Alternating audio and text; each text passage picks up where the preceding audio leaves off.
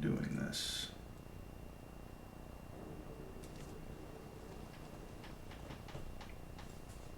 Yeah.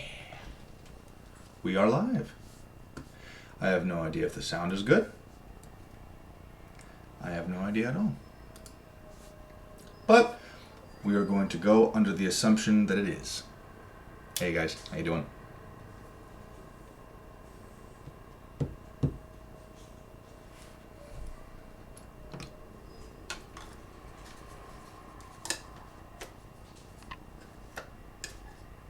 Too bright.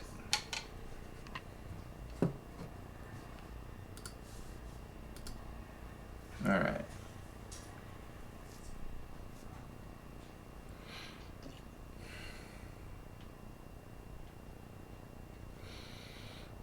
Title says it all.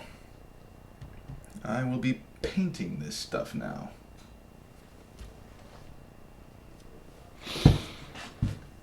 So, how you doing? I'm good. Moderately so. Got myself a new cat. Or I should say, just a cat. His name is Drake. He's weird. So, what am I doing? What am I doing? I'm painting this asshole. Long story short, during the pandemic, one of my players had, I think, a grandfather in the hospital for a surgery. I don't remember what it was. It might have been a heart surgery. But long story short, hey kitty, hey Drake, don't attack my water bottle. Okay then. He didn't attack the water bottle. He attacked the box that the water bottle was on. It's currently underneath the tripod. And no, he's not anymore. You curious little fucker. But eventually, all of my players got a little antsy about wanting to throw down some dice. So, I don't remember if it was just one, two, or all of them. But eventually, we decided, you know what? Screw it. Yeah, sure. We'll play some D&D over the over Discord. So that's what we did. I didn't want to run any of the campaigns because I just hadn't thought of anything for it yet. I had kind of... What are you doing? I had kind of run myself ragged. You know, just kind of... Hi! Yes? What is it?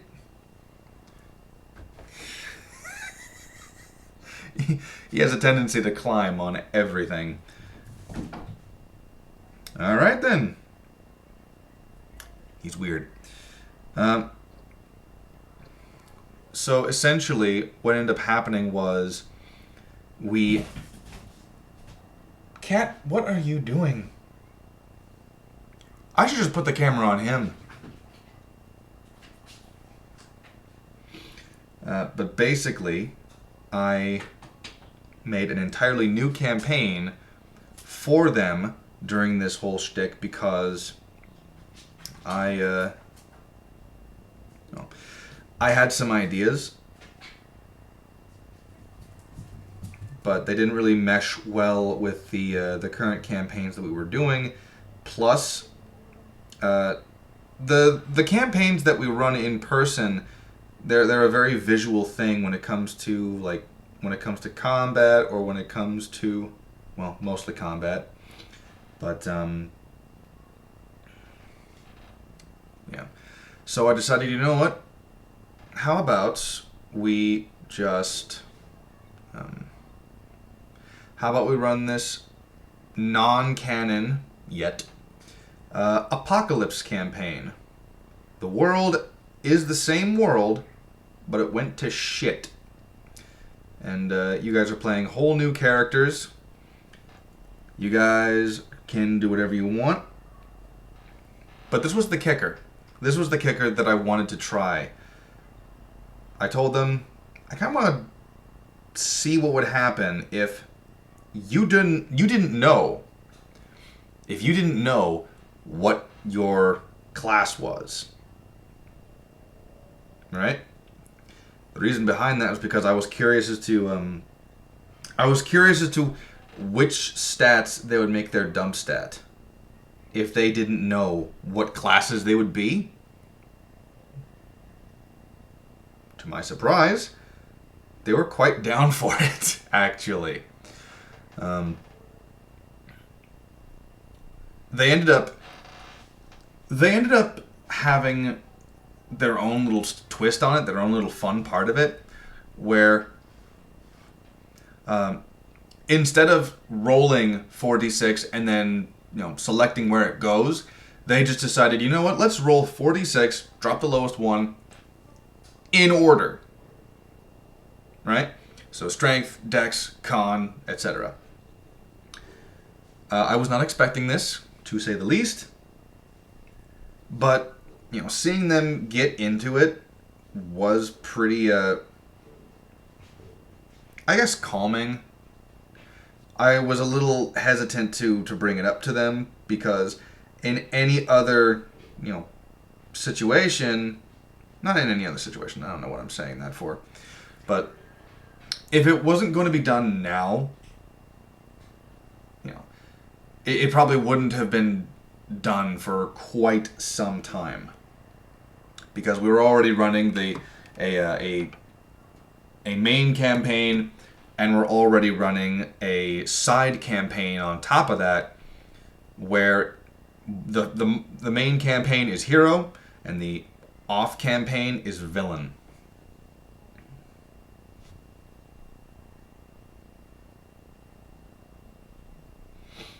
So we've already got both of them. We've already got both of those down.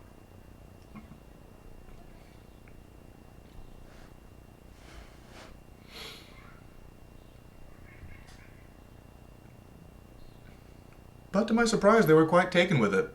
They really enjoyed the idea. So, we basically just kind of rolled with it at that point. It was quite nice. I don't even know if you could see what I was doing, but it looked like you could have. I might have to move the camera a little bit, but other than that, I'm fine. It was an apocalyptic campaign setting about 40 years after the current events of the main campaign, right? Who else uses gray? Who else uses gray now? Now that I'm thinking about it, you probably would use gray on your cape. Yeah, I think you would, actually. So yeah, we'll do this. The campaign itself was based off of a concept of an overgrowth, where the player characters themselves, not their characters, had, at one point in time during a one-shot, they found out about this ancient magical tree, right? That was basically the home of this very mad god. And I say mad as in insane. Very crazy god. And the concept or the premise of it was that that ancient tree, which had up until this point in time been essentially dead, or at the very least inert for some magical reasons, came back to life and decided, well, I shouldn't say decided, just sprouted and overtook about 80 to 70% of the continent. And, yeah. Actually, I think your gloves would also be gray. We'll do that. Gray gloves with something, I don't know what, yet. But I will figure it out.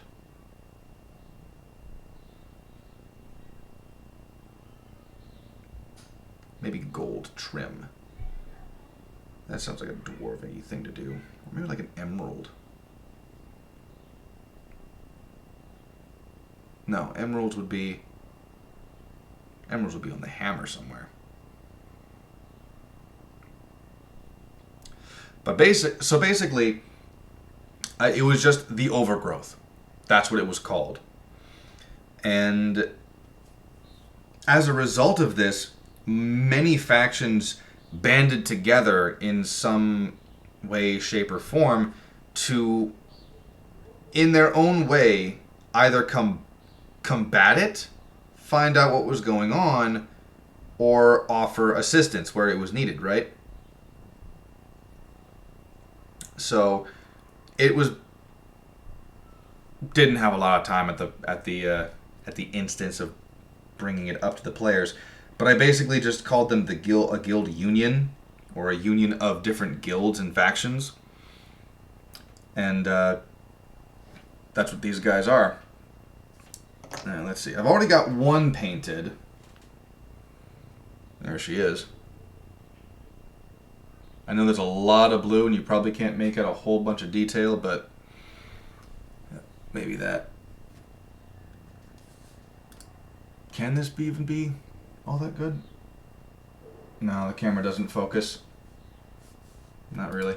That's unfortunate. But yeah.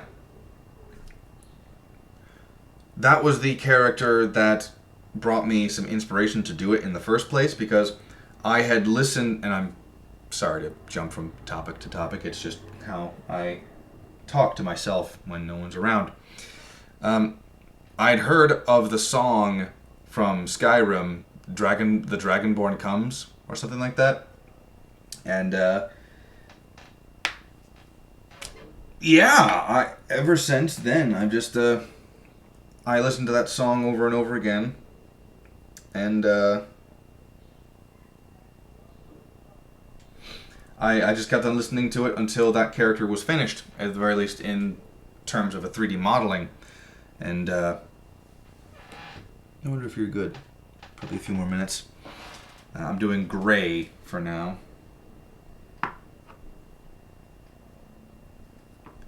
And I should have...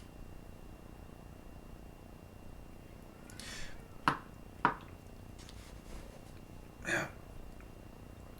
But after I had designed her, I had this urge, this desire for a one-shot or a mini campaign where the player characters would interact with her, because the character that I designed is a future version of a kid character that they had met in the main campaign.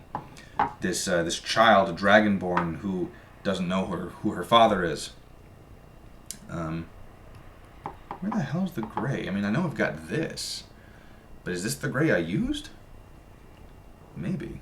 I'll set it aside for now, in case it is. That's aluminum.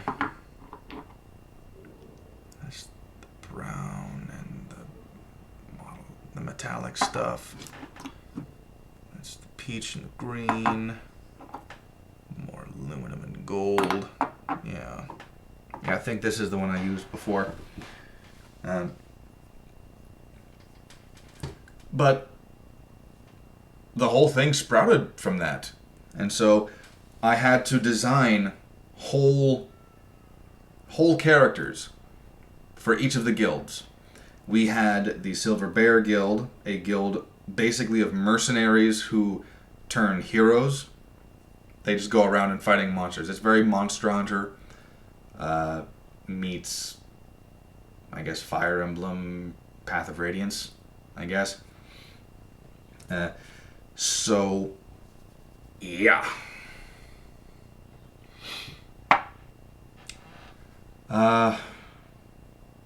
Then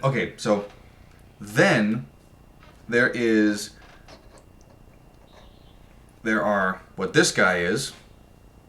He's a little dwarf guy who is basically a cartographer, where his guild is responsible for going out and mapping the new area, right? Because the idea was that the world had, or at the very least the continent, had been drastically changed so much that they would have a whole faction dedicated to mapping out everything that had been negatively affected or positively affected, or just remaking the map as it was now. We've got the crafts and traders, a gnome and a goblin. And their whole shtick is literally as the name implies. They are crafters, they are traders, they are bankers. Yeah. That's just what they do.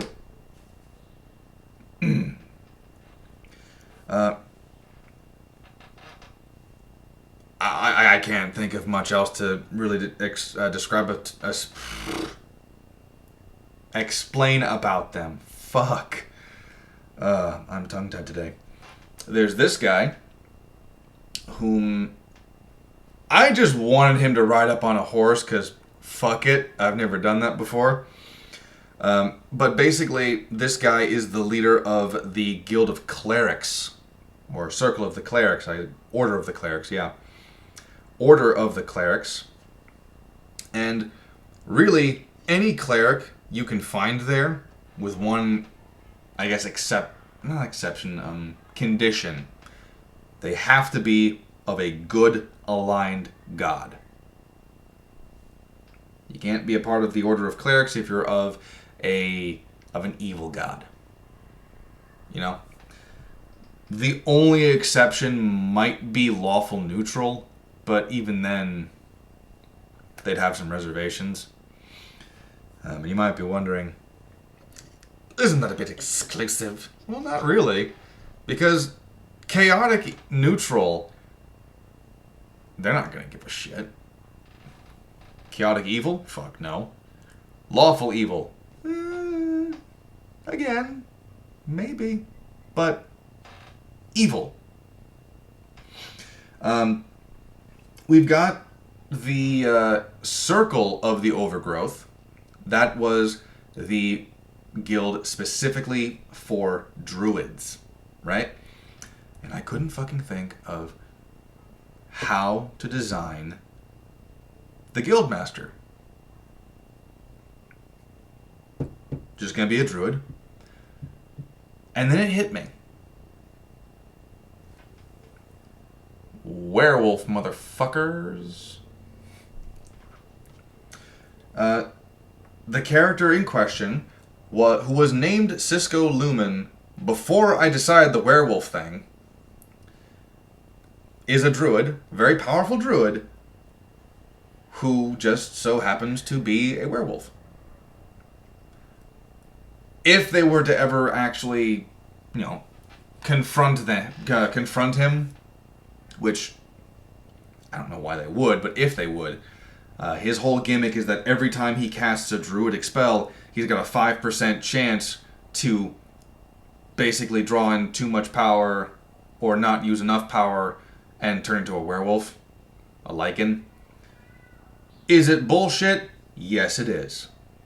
But I wanted to have fun with it, because otherwise this guy's a half-elf pretty much all the time, except for like one night a month. Well, blue moons notwithstanding. And finally, we've got these two lovely ladies, the guild leaders of the Crescent Sun Squad.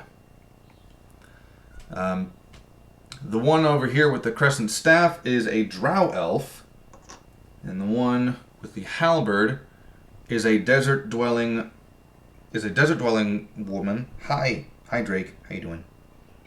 I know, kitty. I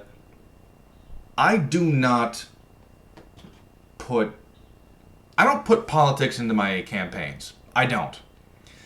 At least not modern campaigns. So modern politics. I drew inspiration from the Gerudo from Legend of Zelda, and I made a desert-dwelling matriarchy called the Jirahai. And the basic premise was that 300 years ago and beyond, the Jirahide were so matriarchic that they were basically sexist. Like, men were second class at best. They were glorified slaves and combatants. None of the Jirahai can use magic except for the men. There are maybe like 1 in 100 women who can use spells, and I guess 1 in 10 men can use spells naturally. At some point, by the main campaign, it's just a matriarchy. There's no sexism there. But 300 years ago, the Jirahai and the Drow Elf would periodically do business with each other, because they very much felt similarly to each other. They very well thought in a very similar way. And during the overgrowth, their past relations just made it easy for them to very quickly create some sort of scouting party that would go into the Underdark and, explore there. Because the tree goes upwards, yes, but it also expanded underneath the underground. So the Underdark has these roots that are just tearing through the place. The dwarves were negatively affected, the drow elves were negatively affected. Everyone who lives in the Underdark was drastically negatively affected by the overgrowth. So the Crescent Sun Squad, or the CSS, they go on these adventures underground specifically, and they perform rescue operations, or they fight whatever was brought in by the overgrowth itself, which I never actually got to the point to show my players what was going on, so I'm not going to reveal that here, in case I want to change it later. But, yeah. Those are basically the guild masters. And are you guys dry yet? Yes, I think you are. So, eventually, the Apocalypse campaign came to an end. My players and I are getting back together in person now. And I ordered these miniatures basically as a thank you to my players, because we've been playing D&D for over a year now. There's a lot of uhs in this stream.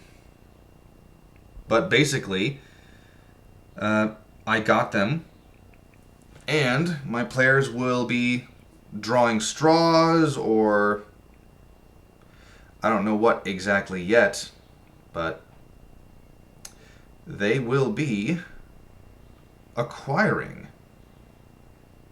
at least one guildmaster in the near future. The players who took part in the Apocalypse campaign.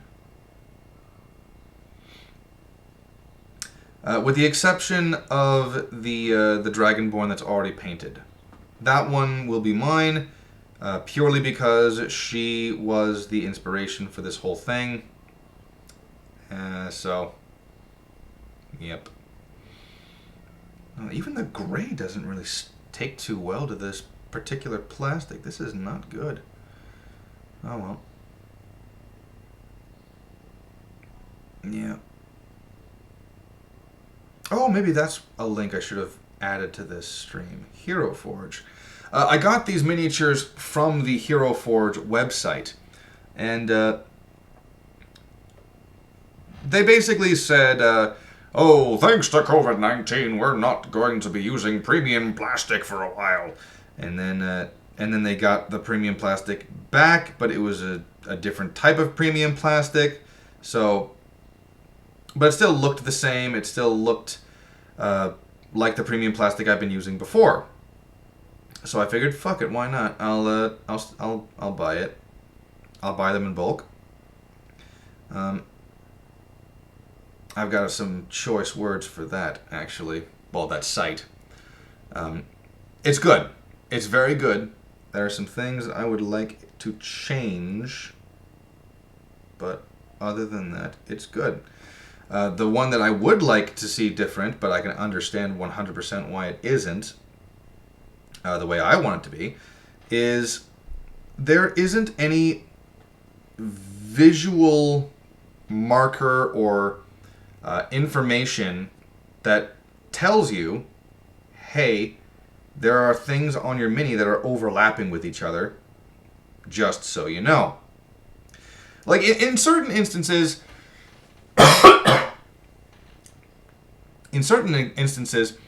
that's just unavoidable. Like with this one right here, you can kind of see that the bottom part of this part here, the bottom part of his robe, is kind of clipping through the horse. And the same thing with the shield. You can kind of see that it's clipping through there. And that's just kind of inevitable, right? There's really nothing you can do about that. But with one of the other guild masters, he's holding a book in his left hand. And I had already placed the order before I realized that, oh shit, there's like a whole foot of the book is clipping into his chest. Oh, fuck. Thankfully, it was within 24 hours, so I was able to cancel the order, fix that, and then reorder everything. And then I very, very deep, systematically double-checked literally every other figure that was going to be ordered so that it didn't happen again. But even something as like a red outline or like a red filament would help out immensely with that. Because then there's this big red line or big red, I don't know, splotch that is a very telltale sign that, hey, just so you know, these two pieces are overlapping with each other. Just so you know. I get the feeling that with certain poses that would be unavoidable. I get the feeling that with certain costumes that would be unavoidable. But just something. Something to showcase to everyone, hey, this is a thing. Just so you know. Okay, so the gray is actually sticking with the plastic, so I just have to add a little bit more to it. Blue does not stick to this plastic very well, like at all. I had to put a whole layer of white on a previous one just so that the blue could stick and be visible. Basically doubled the amount of time that it took to paint. A very good thing about Hero Forge is that they're constantly updating. They're constantly updating their site, which is great. They're constantly adding new materials. Like, just recently, they updated it to include massive fuck-off wings, both of the bat variety and of the feathered variety. So leather and feather, I suppose. Yes, exactly like a negative space or block. I do, actually. I did put primer. I just didn't put primer on the whole thing. Unless we're talking about the blue, in which case, even that didn't really work. Like, for whatever fucking reason, the primer just did not help. It was so frustrating. So frustrating. Like, and granted, there's not as much blue as there normally would be for the guild that this character is a part of specifically. But still, blue Dragonborn, it's a lot of fucking blue.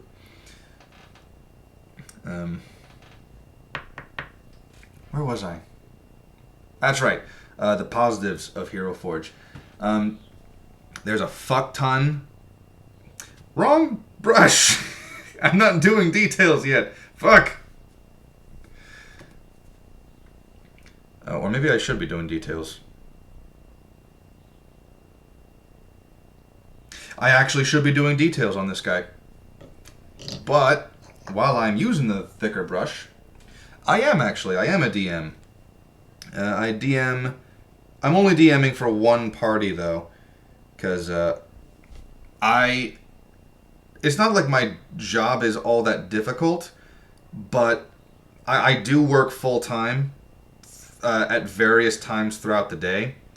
So having that and a whole new an entire party, I'm only confident in one party at the moment, even though I have like 3 fucking campaigns, technically speaking.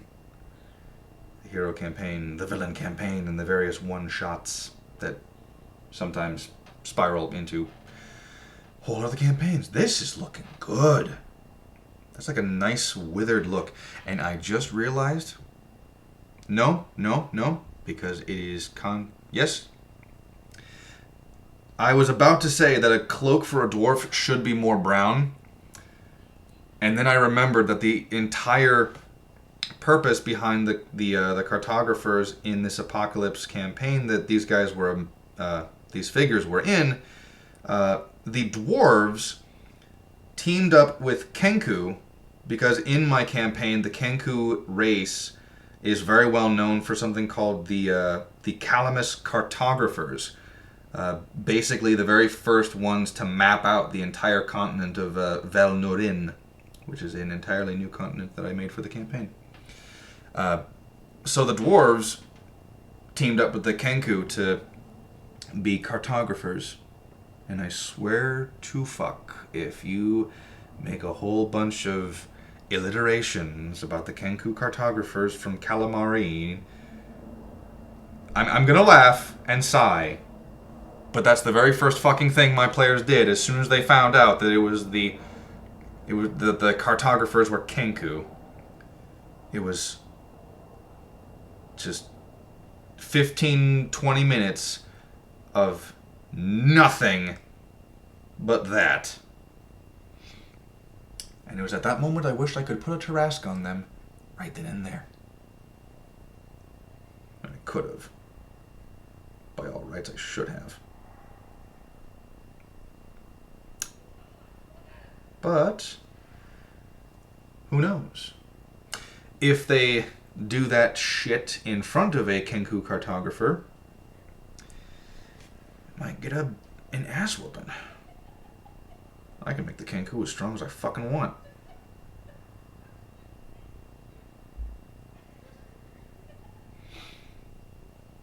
I became a dungeon master because at one point I was a player for a Star Wars RPG. And circumstances just basically led me to be leaving that particular party at the time. And so I basically had these Thursdays to myself with nothing to do. So one day, I'm just at work, my manager's having a bad day, and I'm like, hey buddy, how you feeling? And she's like, not good. So I decide, you want to play D&D or something? To my surprise, the answer was yes. But we needed more people. So I asked another fellow employee, hey, you want to play D&D? And he's all like, you DMing? Yeah. I'm good. Let's go. Strangely enough, though, those two are no longer with me for different reasons. But the one who found out through someone else and asked if he could join, he's still here. He's actually the best role player I've got in the current party. Because he's got a very strange knack for sliding into his characters, and very effectively, I might add. He's got himself a half-elf druid in the main campaign. He's got a gnome wild magic sorcerer in the villain campaign. And just recently, he had a Goliath noble ranger.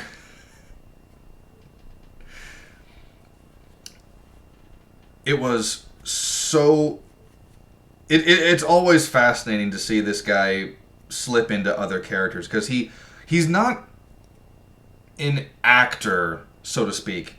I do know that he's probably had a few play experiences, like actually like on stage performing. He's probably done that a couple times, but for all intents and purposes, he's not an actor. And yet this guy is able to slip into these roles quite seamlessly. And he's got a lot of notes for the campaigns. So at no real point is he lost for very long. You know, each of his characters has a long-term and short-term goal, and he's very much aware of that because it keeps his characters consistent.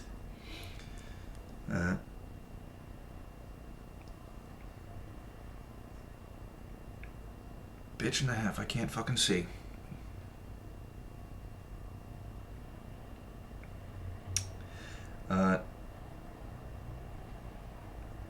The only real consistency that he's had is that even in the one-shots before the Apocalypse campaign, motherfucker has always played Spellslingers.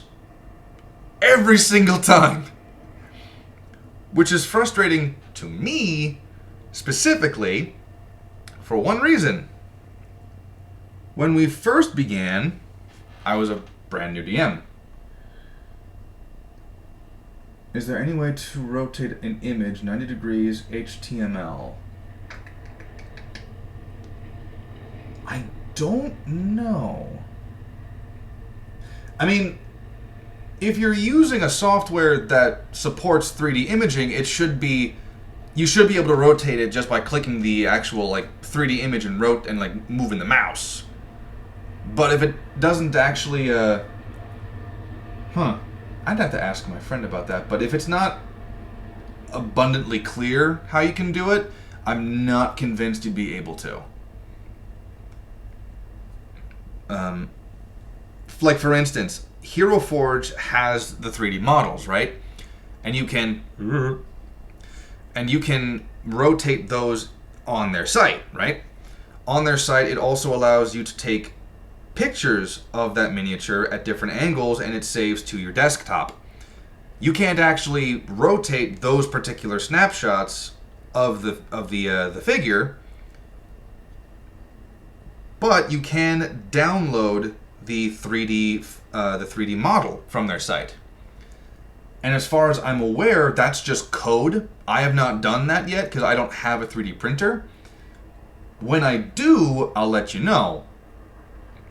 But yeah, I don't know.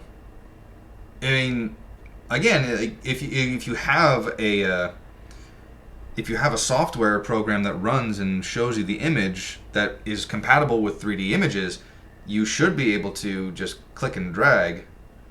But I don't know. Like, I know that if I open a 3D image on Preview, which is the software that I have on default by this thing, then it's not going to rotate.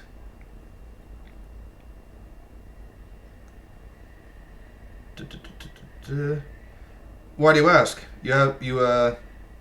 Are you using a 3D modeling, or are you or what? Get some dialogue going. Also, hi, by the way. I realized I should have done that anyway. Root of all beers. I'm not gonna lie, that sounds kind of like a great. Sounds like a great brand. No writing a home and homebrew. I'm trying to add an image. Oh, is this like for Roll20? Because I have no idea how the hell anybody understands Roll20. I've tried. Maybe it's just the metric fuck ton of reading that is required to understand all of its ins and outs, but I tried to understand Roll20 in preparation for the Apocalypse campaign, and I'm like, I cannot understand heads or tails of this fucking site.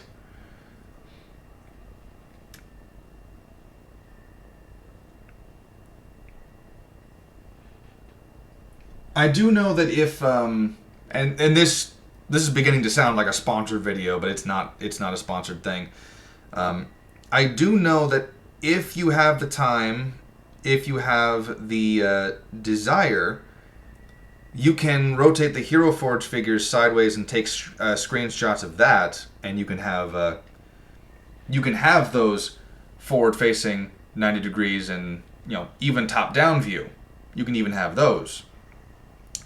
Unfortunately, unless you have, and I could be completely wrong about this, they update it constantly. From what I understand, unless you've paid for it, you can't utilize their in-site painting system. So it'll basically just be like the gray miniatures, right? So if that's okay, you can do that, and you should have the 3D. You should be able to have those still images from the different angles.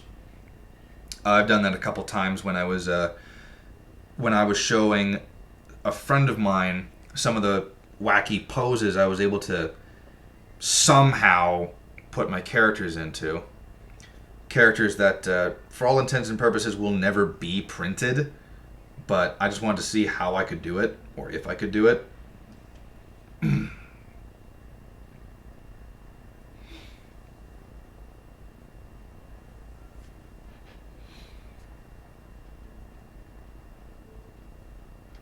So, if I might inquire, what you trying to homebrew? Is it like a race, or is it like or is it just like a setting?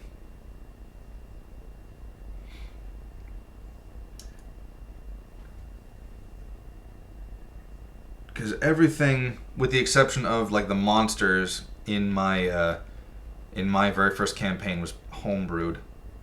I even drew a custom map, Lord of the Rings style.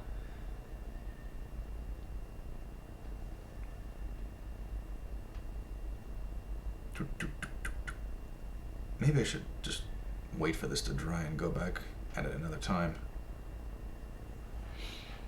Barred weapon. Oh, a barred weapon. Okay. I'm not gonna lie, I have myself a badass barred weapon. But I'll let you, what's the barred weapon? Because I don't want to brag, but I think my barred weapon is going to be pretty badass.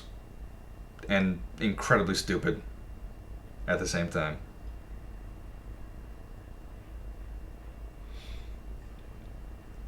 The barred weapon from mine came from my roommate, who moved in with me.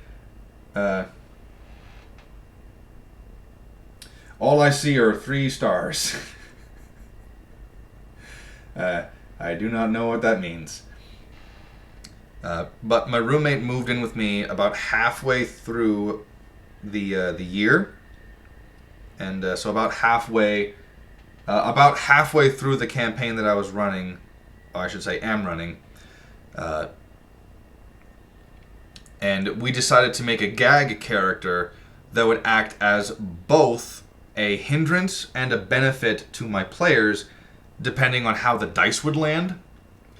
And so at one point in time, the dice landed in their favor, and what ended up happening was the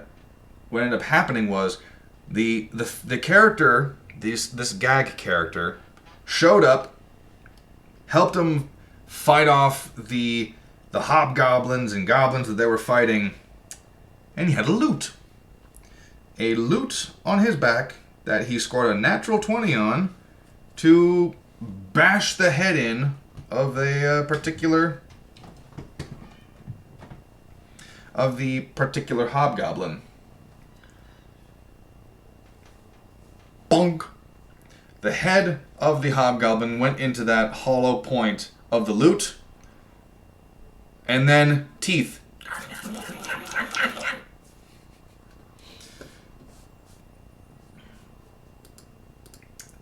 So basically, the barred weapon for this gag character is a mimic that's taking the form of a lute, and is completely subservient to the gag character. Let's see. So interesting that even the most devout husbands may fall victim to their murderous music. Interestingly, a spiteful tinkerer found out about her husband being unfaithful. This is what started of chained events to create the horn that is known as the Call of the Sirens, using the first of its kind to lure her husband into a trap within a sea cave unknown. Lore still states that the remains are still trapped in the cave, regretting his poor life choices that led him there.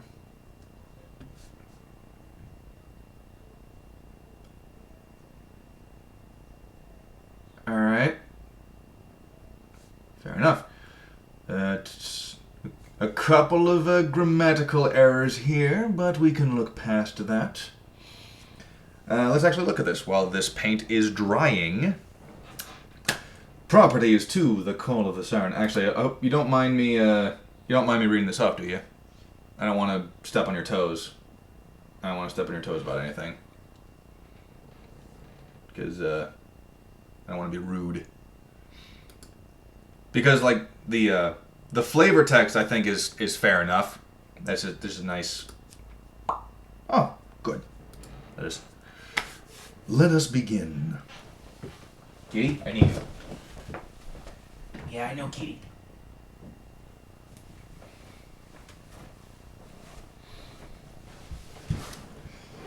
I must be evil for this. Only a handful only exist in the world because the materials needed are difficult to obtain, and there is only one book that tells you how to create it. The Dungeon Master has the option to let the player acquire this item as a reward, or to create the item from scratch by acquiring the instruction manual. What? That's my necklace, Kitty. That's my necklace, Kitty. A will of its own. Do not mistake this horn to have full-blown sentience. I get it. Horn, blown. But it has taken attributes to feel closer to its kin. Creating the item will be automatically attuned to it. Other users must have a charisma of 14 or higher before attuning to the weapon. Attuned players may use the item's power 3 times every short rest. By attuning the horn, you are proficient in it. Nikki. Charm the Charmer. Although you may not be musically gifted, you can still charm it to grant you its power. What? That is my necklace, Kitty. Stop doing that. That is not healthy for you. That is just solid iron. I think. Or it could be that cheap metal. Where was I? Although you may not be musically gifted, you can still charm it to grant you its powers during a long rest. To do so, you must sing to it by succeeding a skill check of 16 on performance. You receive a +5 bonus modifier if you actually roleplay the singing for 20 seconds. I would have kept that a secret. I would keep that like in Dungeon Master notes. Assuming that this is available to the players to read. Because otherwise, who wouldn't do that? Who wouldn't just inherently do that? You need to weed out the role players from those who just do it for the bonuses. The will allow you to use 1 charge of the item's effects. Yes, Drake, that is a necklace. Why are you so infatuated with it? An unusual weapon indeed. Not many of its kind are seen throughout the world, so not many are familiar on how to wield this weapon.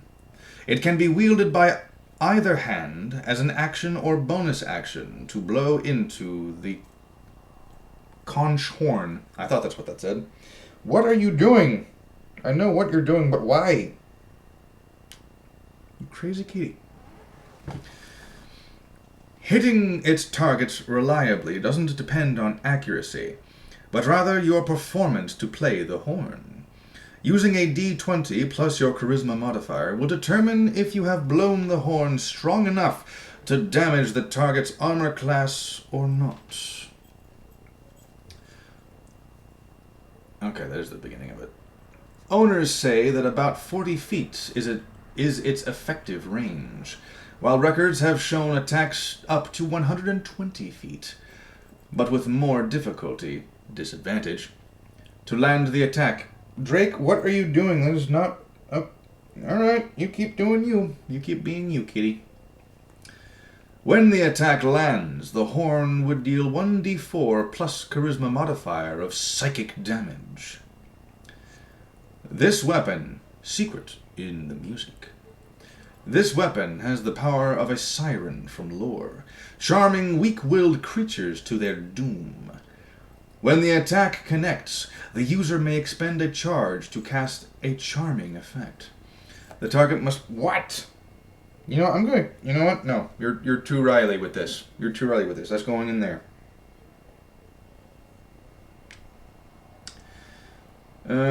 When the attack connects, the user may expend a charge to cast a charming effect.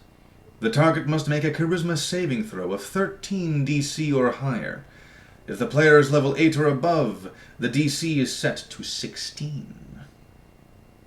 If the target fails its saving throw, it is now charmed for the next 30 minutes.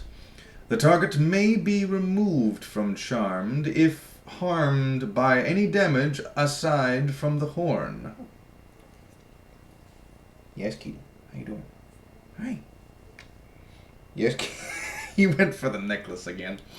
It's not there right now. Hi, Keaton. Yes. The target may make another saving throw at the end of the target's turn, and every 3 turns of combat will receive an additional +1 modifier as the song fades from the target's mind. For non-combat saving throws, the target may roll once every 5 or 10 minutes by Dungeon Master discretion. Target will receive an additional +1 modifier for every failed throw as the song fades from its mind. Okay, kitty, I get it. You want down. I get it. Fine. What? Alright, you're... Oh, okay, you want back. You indecisive little butt munch. That's what my roommate calls him.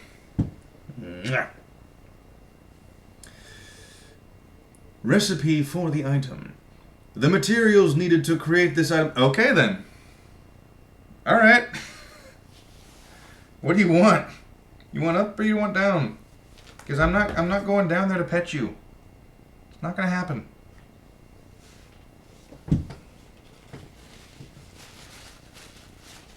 Here, take this. You'll attack anything. The materials needed to create the item is up to the Dungeon Master. A good baseline is to have a manual that gives instructions to create the item and the materials needed. It is highly advised to have materials that drop from the sirens themselves.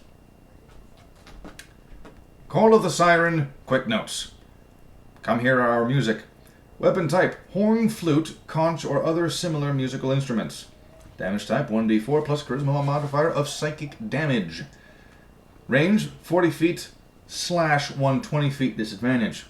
Attunement requirement, 14 or on charisma or creator of the item. Ability, upon landing an attack, user may spend 1 charge. During combat, target may do an additional saving throw at the end of its turn. Okay, so that's just reiterating what was already said before. Okay, I get it. Not bad. Not bad. Did you notice player version? Well, I didn't think I was gonna have a pet period in the apartment, but my roommate was adamant about it because he left his doggo at his parents' place when he moved in with me. So after so many months of not having animal companionship, he's just like, "We're getting a dog." No, we're getting a we're getting a kitten. And I'm like, "Why?" And he's all like, "Because our coworker has like 6 kittens that he's been trying to get away. He's trying to get rid of." So that's how we got Drake. He was 3 months old when we got him, and it's been almost a month since then. So he's still a kitten for quite some time, but that is how it be. The very first thing that I would do about this, at the very least in terms of critique, is grammatical issues. Like, just clean everything up grammatically, because some people won't mind, others won't even notice, but for someone like me, or even more so, a spellslinger type player who's constantly using spell slingers, constantly reading up on stuff, they're going to notice this stuff, and they're going to be a little off-put by it. They'll still probably use it, but it's going to be distracting to them, and in some cases, like the worst case scenario, it will put them off to it. Gotcha. Did that as I read it. Good job. Let's see. And now he's trying to bite open a box. That's what Kitty does. Let's see if we can compare to some items in the DMG.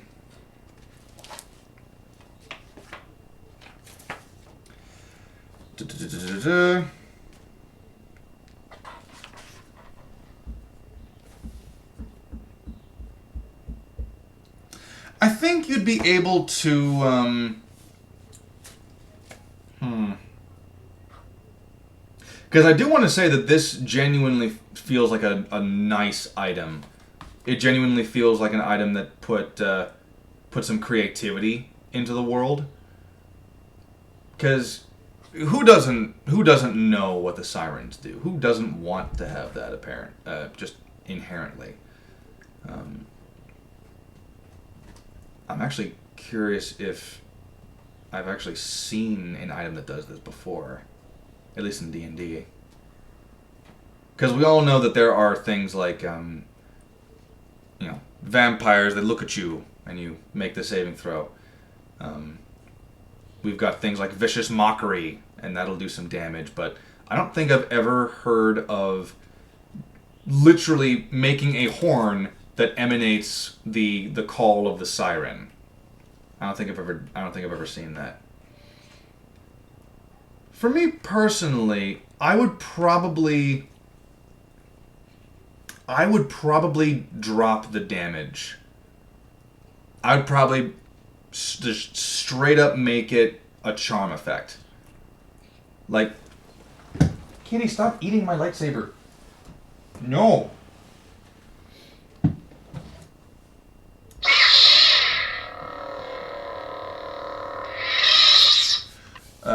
It's not actually blue. It's like a teal. I made the mistake of finding out that apparently cats really like to chase the tips of lightsabers, especially when they're active. This is what I like to hopefully neutered. Yeah, I just did that. Closest one I've seen the Siren's Loot. Siren's Loot. Okay. Siren's Loot. I could do it.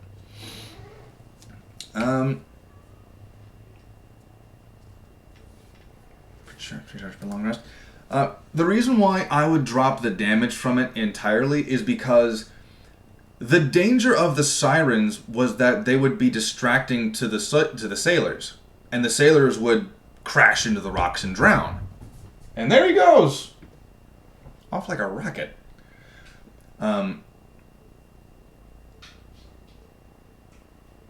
I don't know which lore you looked into for the sirens, But whichever one you did, I would recommend diving even deeper into them and pulling as much as you can from that lore and stuffing as much as you could into the effects of the weapon. Like say the charges could have different effects or different severities of punishment for failing. Like you expend one charge and essentially the target is charmed for, like, let's say an hour. Charmed for an hour. Every time it gets hit, can retake the saving throw. But if you expend 2 charges, let's say that it would be the target is still charmed, and this is just me pulling stuff out of my ass. But the target would not only be charmed for that hour, but you could also give it a command, and as long as it understood, it would be very much like the command spell. Like leave or drop or surrender, like those one-word commands. Or like give. And then if you expend 3 charges, you could probably do something very much akin to the vampires. The target is for all intents and purposes, a thrall for an hour. And every time you make a command that the target would not ever do, retakes saving throw and doesn't do it.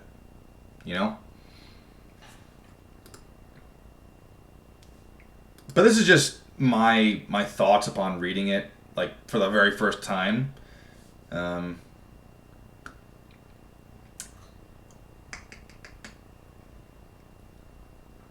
I'd probably say that during combat, because the legends say that the sailors were just straight fucked as soon as they heard it.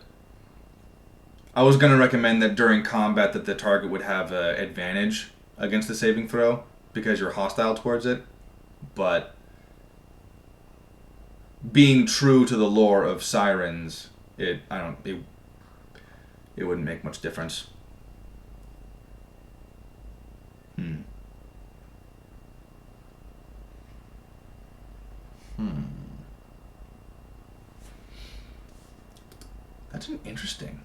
That's an interesting item.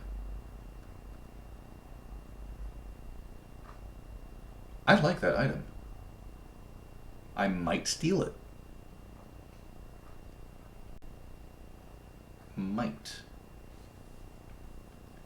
Mixing the Greek and Viking versions. Okay. I can dig that. Why those two, if I might ask?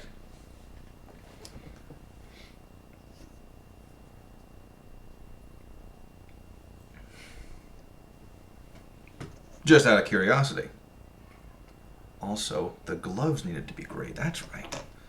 Gloves are gray. Gloves are gray. Maybe the pants as well for this guy. Back to painting, because that's what this stream was about.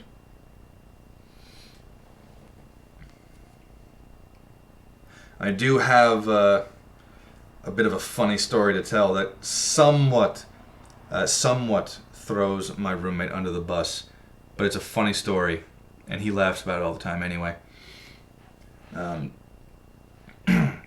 My roommate and I are Renaissance workers, in that whenever the Renaissance happens around... whenever the Renaissance happens here, we tend to go there and we work there. And I was personally invited to go to Louisiana for the Renaissance Festival. Greek affect anyone and everyone, and the Viking version affects only husbands with the intention to kill them with a kiss. Interesting. The first one sounds much more like an unapologetic monster, and the second one just kind of sounds like a revenge fantasy, if you know what I mean. My husband was going screwing off for the neighbour. Oh, if only there'd be some motherfucker out there on the sea to kill him in his sleep. Oh, what I wouldn't give to see that happen. I don't know why I would make her Scottish, but you gotta love the angry Scottish wife.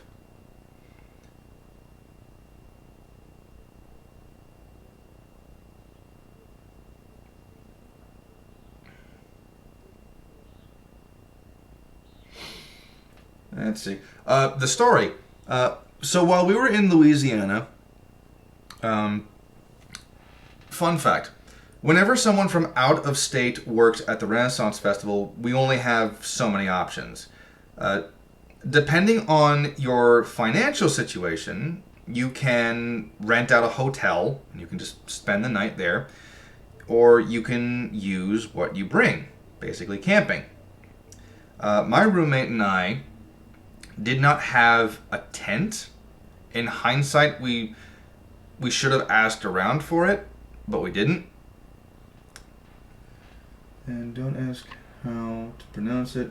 I literally read it only as its Viking runes. A difficult name and has very similar properties. Okay. Interesting. For all intents and purposes, they are sirens. They charm sailors. They're on the sea. They charm with song. They're sirens. But my roommate and I, we were there. We just slept out of the van. We had enough space for the both of us. Our neighbors like directly across from us, whom we hit it off with instantly. Most of them are roommate though, for reasons I'll get into later. They were Norse descendant, and they embraced their Viking heritage to a fucking T.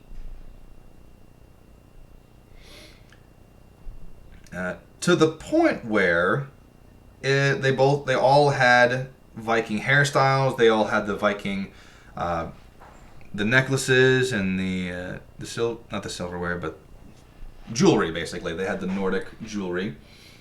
And at one point in time, actually, here he is. Hey, Dad, mate. Yes. I'm recounting the story for stream about what happened when you challenged our neighbors in Louisiana to a drinking contest. Fun shit. So basically, they ask him to go drinking with them, and he's all like, fuck yeah! So I'm trying to go to sleep at this point. He's off partying with them for a little bit. And I hear a knock on our door.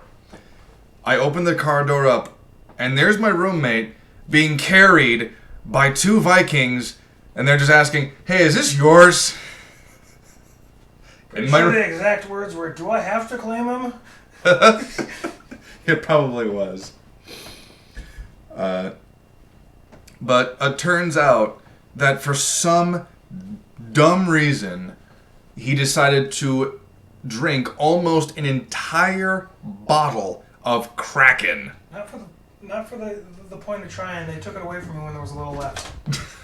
I would have had that gone too, but they took it straight from my hands. I'm like, God damn it. Right. Come here, buddy. Call me, buddy. Come here, goof, buddy. But yeah, that's Fucking get you now. Get over here. Get over here. Drake just dashed between my roommate's legs. But yeah, he was officially drunk for the next, 4 hours. Drunk for the next 4 hours, just being like, oh, I fucking love you guys. This is great. Hey, why'd you take the Kraken away from me? I found a salamander and a quarter, and the salamander bit me. That's right, you did. You did find a salamander and a quarter. Peed all over your tire. The reason why I want damage on the weapon, because I want an actual weapon, not a generic magical item. Well, that's your prerogative. Definitely your prerogative. The reason why I would suggest, and this is just going into, personally subjective perspectives. Whenever you have a generic magical item, or a generic magical item that has a strange effect, whether it intends it or not, your players will inevitably have some level of creativity added to themselves whenever they're thinking about how to use the weapon or magical item.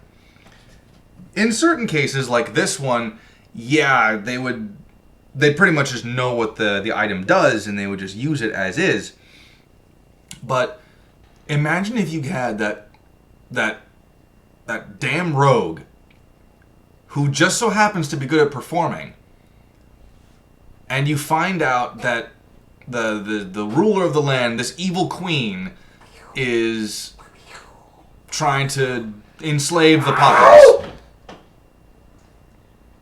Kitty's attacking Dad Mite's feet. Again.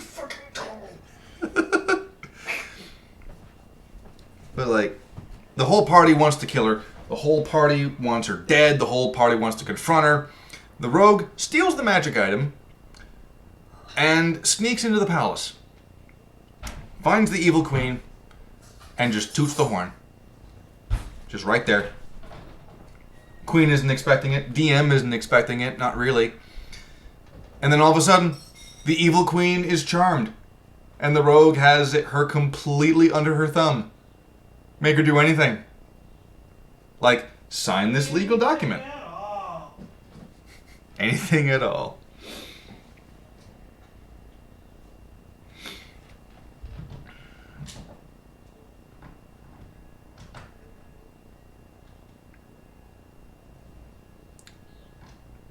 But no, like, if you want to keep the damage in there, if you want to keep the damage in there, by all means, go for it.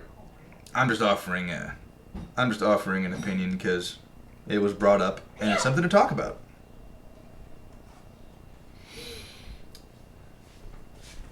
I got left to close by myself tonight.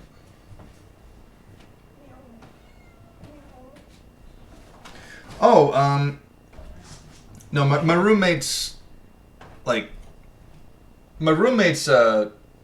gamer tag and Twitch channels and YouTube are Dad Mite. No. No? Not anymore? That's not what my Twitch is. No. Oh, it's not what your oh, that's right. Your Twitch is Hichabi or something. No.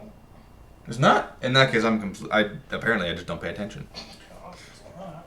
Hey, fuck you, buddy. I mean, I'd fuck me.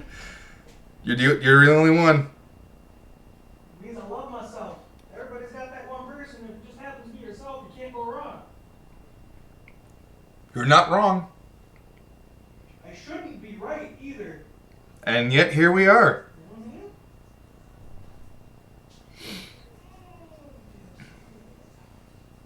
Yeah. We met when I was like...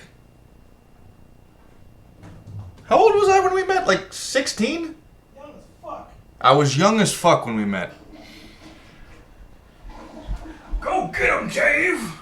I did dress up as the Celtic Guardian one year. It was great. And then it was Siegfried. No, I was Siegfried first. Oh, you were both. I don't know if I was You were both also that Link. year. So it was Link and Siegfried, and I remember seeing you as Link whooping some people's ass in cards. And then it was Siegfried, and I'm like, oh, hey, I know you.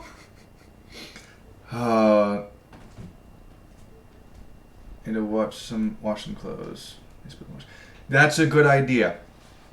That's a good idea. I'm lucky enough to have an apartment where the laundry room is open 24 hours. It's also got this really large room in the basement, so I don't have to worry about... I don't need to worry about waking up the roommates. Not the roommates, the neighbors.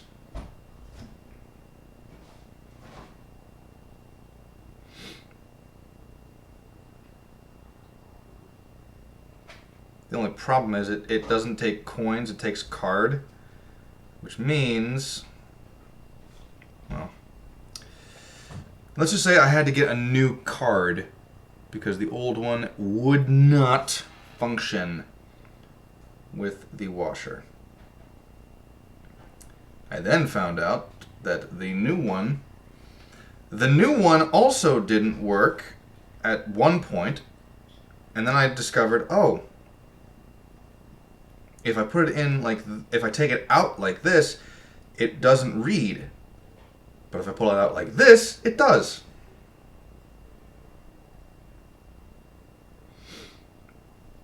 So bada bing, bada boom. Does not look that bad.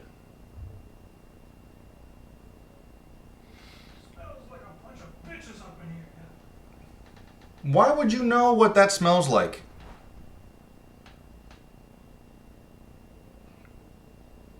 You know what? Let's put some... No. Damn it. I have to primer this bitch too.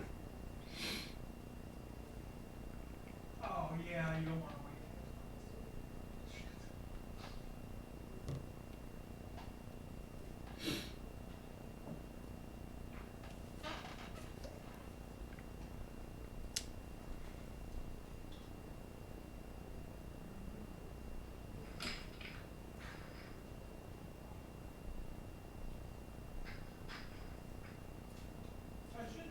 That's nice. There we go.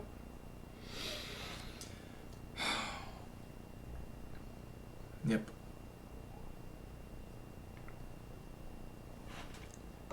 Bam. Good to see you again.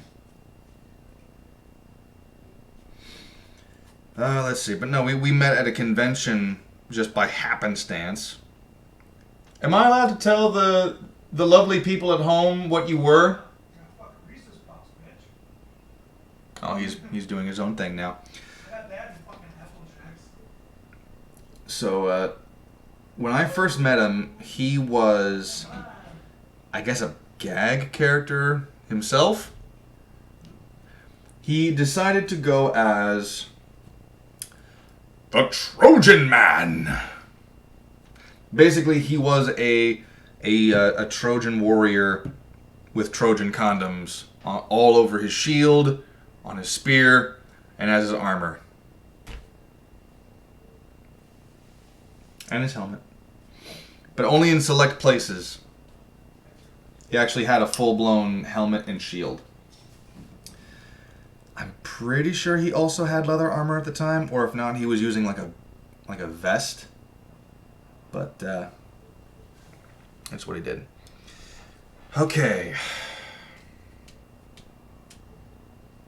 What colors do I want to use for the damn horse?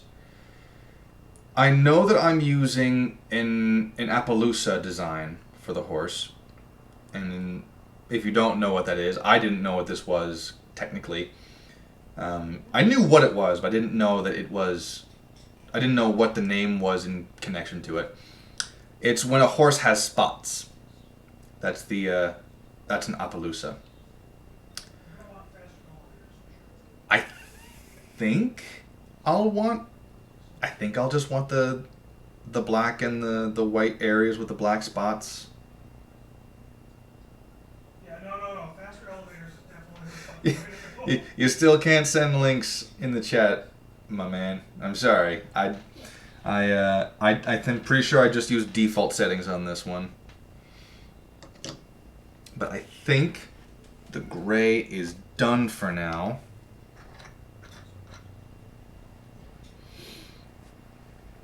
Homebrew item. Let's check this out. Designed for non-healer parties.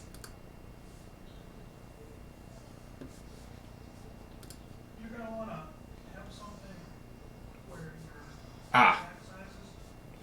sizes. All right. I guess I'm signing in with D&D Beyond now. Why the fuck not? I'm sorry, like I do a lot of work. So I have Why the hell not? Let's see if I can do it again. Can I? Dang it. I don't have an account with D&D Beyond. I don't have an account with that, so I can't read them. It wouldn't exactly be time efficient if I just spent this stream making a new one. But give me a lowdown. Now give me a nice basic synopsis of what the item was. Back to this. Let's do that, shall we? Primer.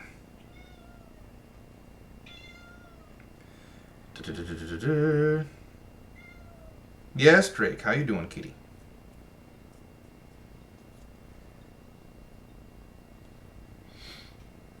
So if it's an item specifically for non-healer parties, does that mean you at one point had to deal with a non-healer party, or was it just more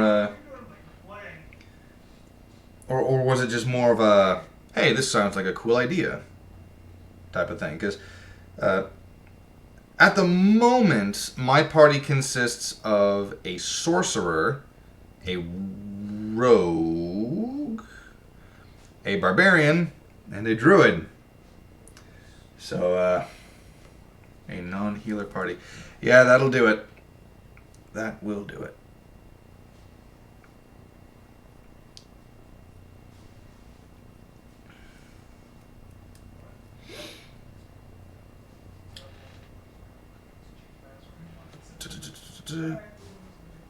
Because on multiple occasions, my druid has been quite vocal about the desire for a healer, so he can start taking some actual combat spells other than like the healing spells. But it is what it is, because it just so happens to be that way.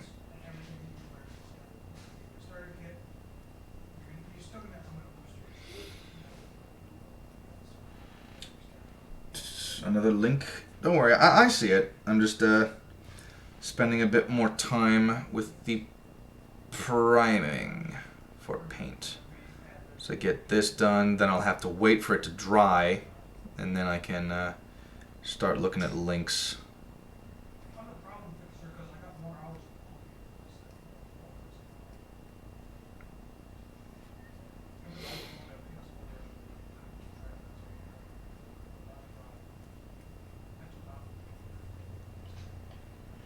Pretty sure. No, gotta get under there as well. Oh yeah, you need to crank that now. It should be only 2 minutes. Now, right now, my barbarian actually is contemplating going. He's contemplating going bard in his next level, so that A, he can do some spell slinging of his own, B, so he can like justify some stealing type shit. But primarily, it's because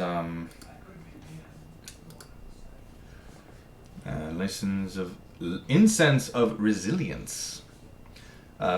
Real quick before I read this, we decided to do that, or at the very least, he decided to do that because, for whatever reason, don't ask me how or why, the barbarian has effectively stolen more gold than anyone else in the party. This includes the rogue, the ranger, and pretty much everyone else. Keeping in mind, in the early days of my main campaign, I had 2 evil-aligned player characters. The barbarian has stolen more than them in broad daylight, surrounded by people. I'm not joking. It was so weird. It just happened. What basically ended up going on was one of the players got knocked unconscious because he decided to, like a dumbass, drink from a DC 20 Constitution saving throw alcohol, failed miserably, knocked unconscious. And while the other player character was stealing from the unconscious body, the barbarian stole from him. In a room filled with people, the barbarian succeeds in stealing from the other guy. And he did it again later, and again later, in broad daylight. But for whatever fucking reason, with advantage, because it was in the dead of fucking night, against a human who doesn't have night vision, he fails to his pickpockets. In the dark, he fails. Kleptomaniac, probably not the best description, but he's a barbarian that enjoys having way too much fun. But yes, we'll go with kleptomaniac for now. Incense of Resilience. Wondrous item. Rare. Requires attunement by a for every short rest. The player can select up to 8 targets and grant them plus 5 plus player level, that was my fault, of temporary hit points. For every long rest, the player can select up to 8 targets and grant them 15 plus player level of temporary hit points. Interesting. Once again, grammatical stuff. Wondrous item rare, requires attunement. I'd probably just say like requires attunement and then get rid of the buy. For every short rest, the player can select up to 8 targets and grant them 5 plus player level.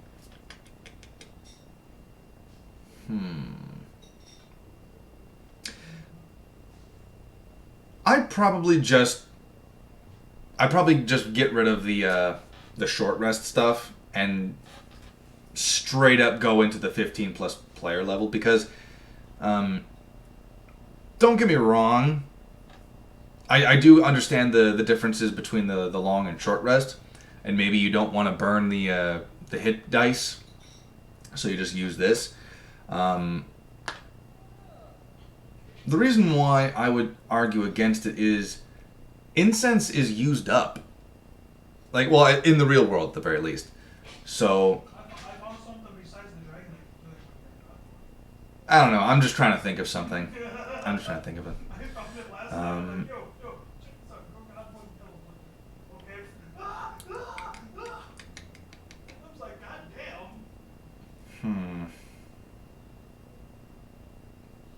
Actually, no. Like, yeah. There's other than that grammatical issue, I can't really see anything really wrong with it. It's pretty good. It's not too difficult. It's not too powerful. I am curious why up to 8 targets, though. This is just me thinking. This is just me thinking, because it's what I do. Up to 8 targets and grant them 5, because if it's 8 targets, well, if it's 8 targets, that's 40 HP at the very minimum. Or for a long rest, that's oh shit. 15 times 8, that's a lot of fucking hit points. Yeah. That's cool. I can dig it. More mechanical one I had to create on the fly. Large D&D groups are a party. That's true. That's true. I was I had 8 party members when I first started. Would not recommend it. Would not recommend it. I mean, I think I could handle it now, especially if we had a bit more time, because one of my players is pretty much always on call for a security job. So he pretty much, depending on how things goes on, he has to go to work around like 9:30, and we get together around like 5 or 6. So depending on how things go and depending on how long it takes for us to get settled and, say our hellos. We only have about like 3 to 4 hours of game time. But if it was a larger group, it could go both ways. We could be either we could be far more focused on the game, or we could be far more easily distracted. I wouldn't mind trying a larger group one more time, but I don't know. At this point, I've had so many players come and go that I'd really like the players I'm having right now to stay for a while and just keep on trucking. Is strong for party 4. Wait, hold on a second. You mean to tell me that you've got 8 players and not one of them is a healer? Like, not even a druid with healing spells? How? How do you get that? Like, wow. How is that possible? I mean, yeah, there are 12 classes, but let's see, bards can heal, druids can heal, clerics can heal.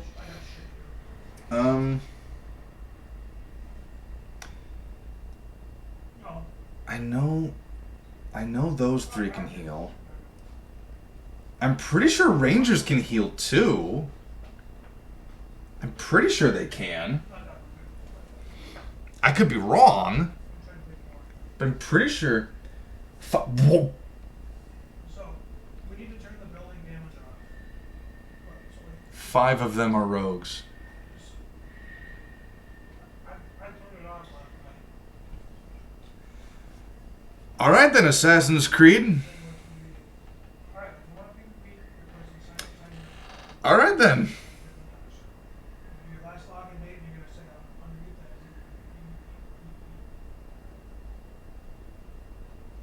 that. 5 of them are rogues. Well, I'll have to straight up somewhere read them anyway.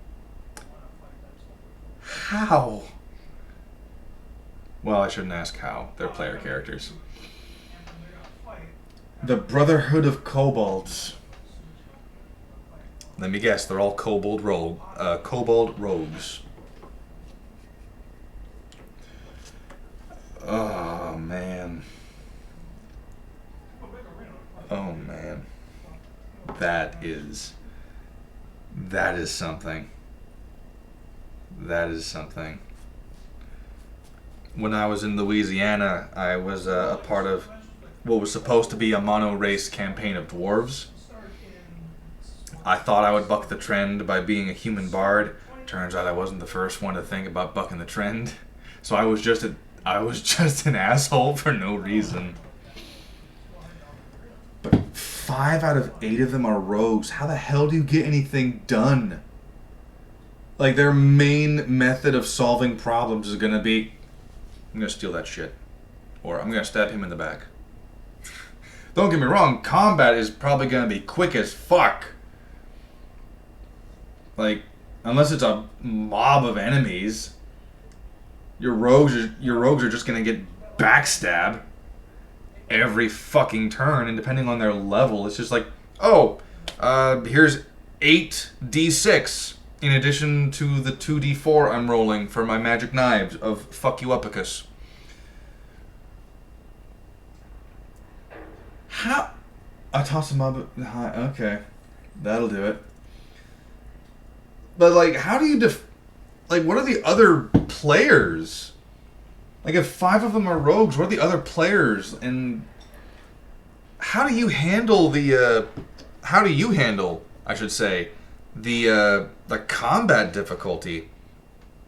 Because for me, it was really difficult at the beginning because at the very beginning we had really high armor class and really low armor class.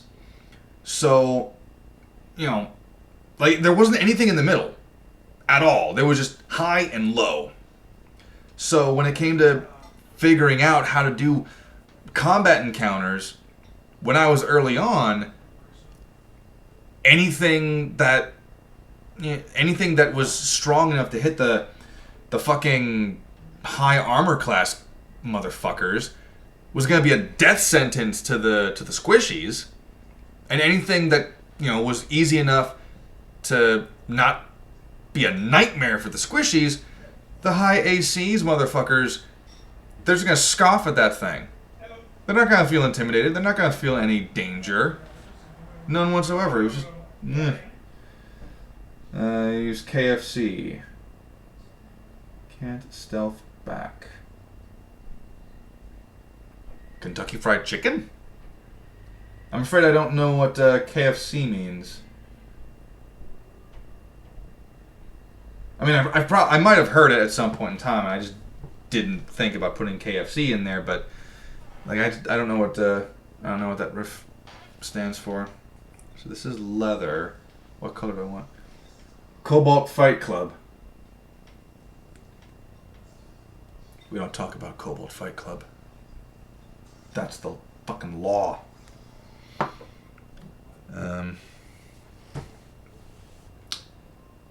Oh, you know what? We're just going to paint this horse for where the spots are going to be.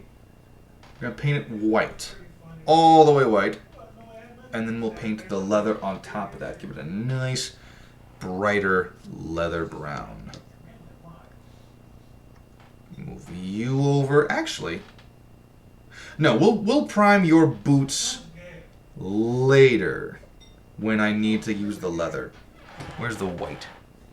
Here's the white. Can't stealth back.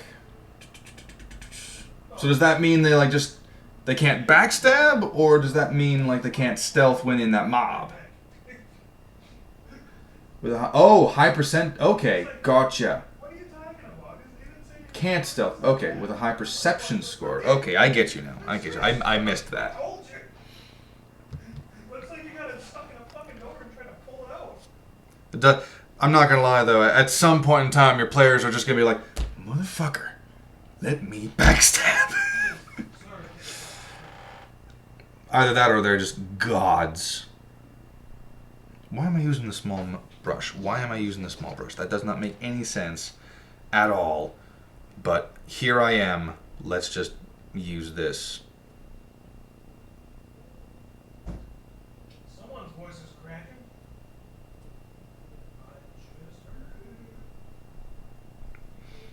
Don't use the small brush for this.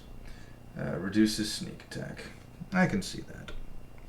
I'm a little hesitant when it comes to that specifically. Not to say that I don't, because I absolutely have robbed players of their benefits. Because fuck players every once in a while.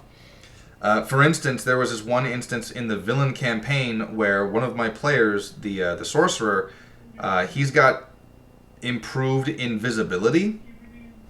I think that's what it's called. And his whole shtick is that he stays invisible and casts lightning bolt.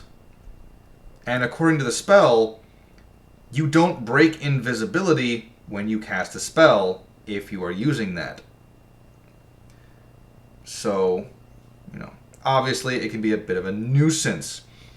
However, I had them fight in a Mummy Lord's lair. And a fun fact about the Mummy Lord, specifically in a Mummy Lord's lair, is that, and I could have been reading this wrong, but if I did, I used it to my advantage, that if a mummy gains a natural 20 while in a Mummy Lord's tomb, all mummies can instantly sense where all life is. They don't need to see you at that point. They can just tell where you are because you are living, and they are not. Ooh, don't fall. And smudge the paint even more than it already is. But yeah. But I can see where you're coming from with that. Especially since, really, what else are you going to do? Otherwise, you're just going to have backstab, backstab, backstab.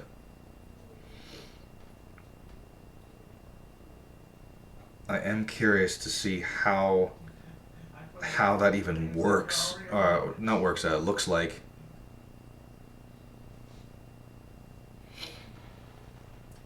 Okay. An abduction scenario. I haven't used harpies yet. I always try to make sure that the monsters I'm throwing at them feel like they would belong in the scenario. And harpies always feel like they belong in the mountains. You know what I mean? And since they haven't gone to the mountains yet, I just haven't gotten a chance to use them. I have used other things, though. That I didn't get a chance to. Just mind you need 2 harpies to carry me. Makes sense. Makes sense.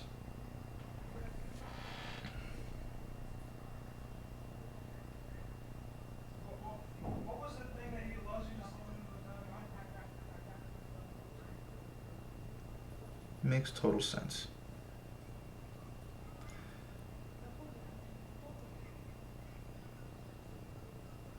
Like I said, though, I haven't had a chance to use harpies or many flying enemies in general. I probably could have earlier. Like we've got, I have had floating enemies and hovering enemies, but never really flying ones. In my Apocalypse campaign, I was able to, I was able to rectify some of the problems I had and mistakes I'd made earlier. Like, I tried to. I just didn't understand combat when I first started DMing. So, a lot of the times the combats just either didn't make sense or they were just kind of thrown together. And I just kind of missed out on a lot of the lower challenge ratings. So, with the Apocalypse campaign, I was able to rectify that by using other creatures that I hadn't had a chance to use before. Subterranean monsters with blind sight. That's also a good idea.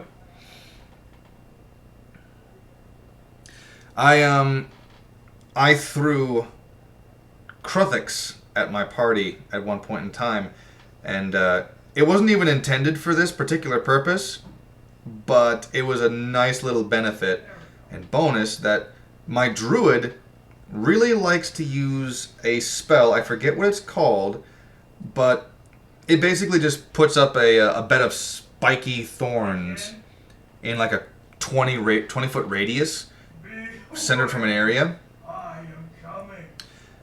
And the Clerics can burrow. So he set this whole thing up to where the Clerics would be on the other side of this of these thorns that would deal like 2d4 damage per 5-foot move, and they just burrowed underneath it. And he's like, "Son of a bitch!" I'm like, "Yeah, they're subterranean. Good luck." But that was one of the few instances where I didn't even mean to outsmart my players. It just happened. And it was great. Oh.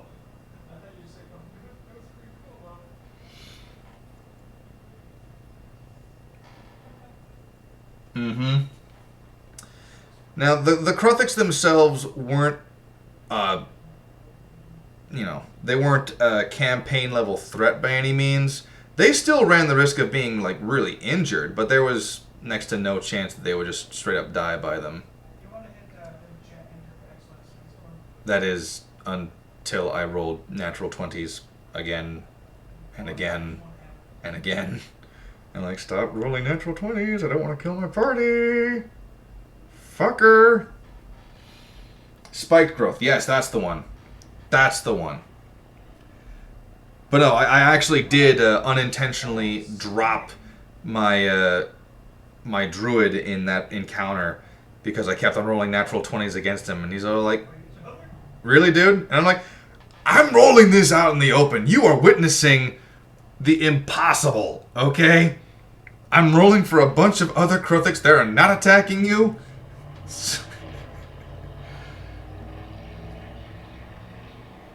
Gloves are off after level 5. I suppose I can say something similar about my party.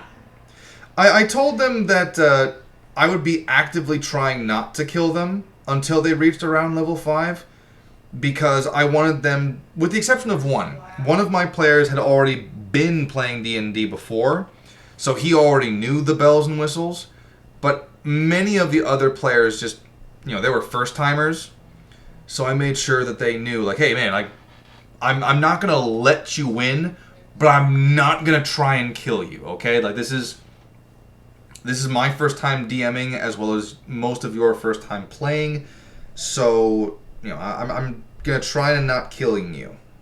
I'm not gonna try and kill you yet. The villain campaign, they all started at level like 10, so I was trying to kill them in certain instances, Other instances were trying to get a feel for how they behave so that in later parts I can, either screw with them or deliberately fuck them over. But I do think level 5 is a good gloves off moment. But finding that nice balance between easy and butt fuck hard, that can be rewarding when you finally reach it.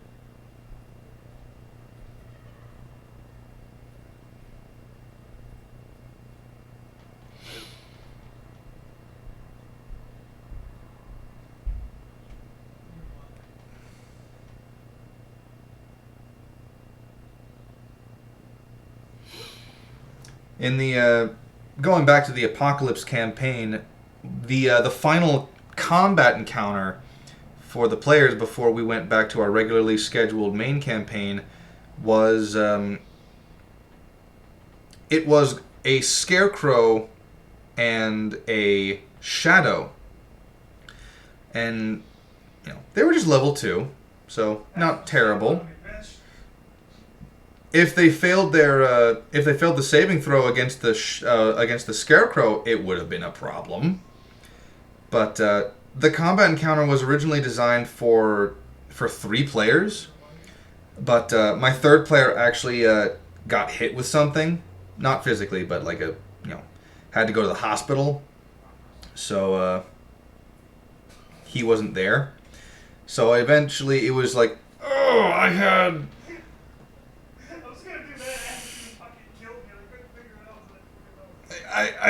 I intended this combat for 3 people, but now it's 2. So I have to get rid of an entire shadow and skeleton combo.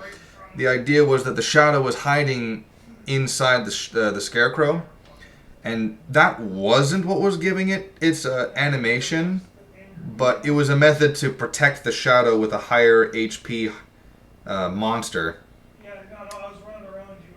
But no! The warlock of the party decided to use Hellish Rebuke and incinerate it with maxed damage. Are you going to tweak at your own liking?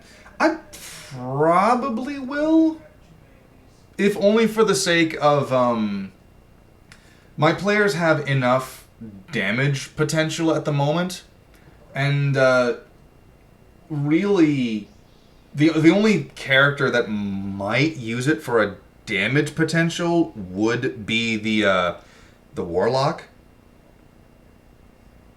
Not the warlock, the sorcerer. The main campaign has a sorcerer, not a warlock. But I wouldn't be throwing that particular item at him just yet. He's still too new. That is a player character that he's a player that physically has never really played D&D. And I do mean that. He attempted to once before, from what I remember. But the problem was he was a part of a group that basically played for him. where he would ask, what is he supposed to do? And instead of just walking him through it, they would basically tell him to pick up the dice and roll it. And they would suggest that he do like X, Y, and Z. So basically, well, not even basically, they literally like played his character for him.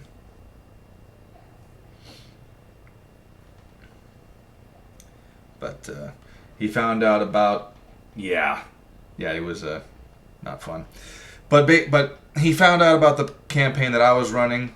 He was interested, and so we walked him through the character creation one evening. He and I talked about the backstory that his character would have, and that actually goes into something of a side story for me.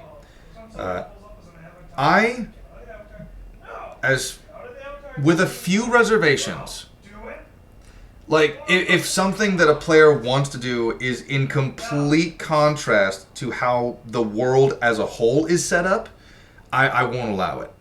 You know, like if the character wants to be the long lost king of this kingdom, I'd be like, no, all of the monarchies per kingdoms are very much here, very much alive. They are established. You know, things like that. Or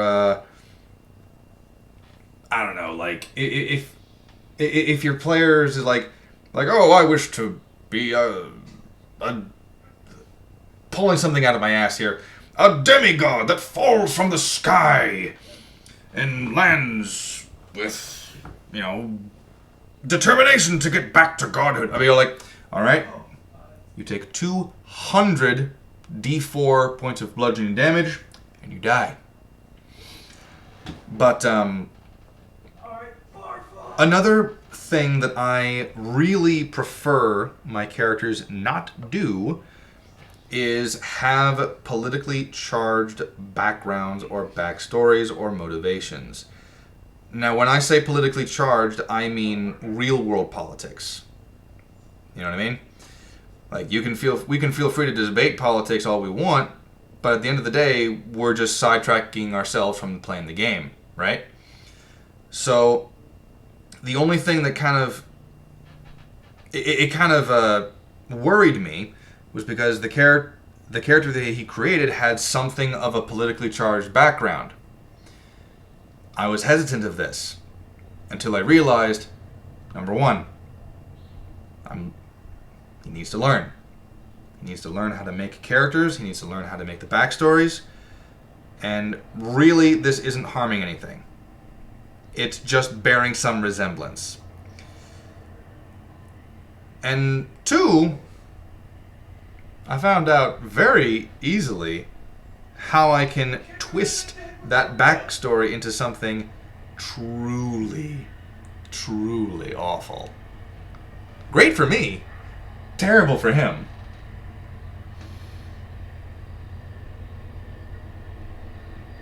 What? No. Being gay is not politically charged. I mean, depending on who you are, or depending on who you ask, they'll say it's a politically charged topic, but no. Just wanting to fuck a man when you yourself are also a man is not politically charged. That just goes into role-playing. I'm not going to get into what it was that was politically charged, because that would be diving into the politically charged nature, and then that's not what this stream is about.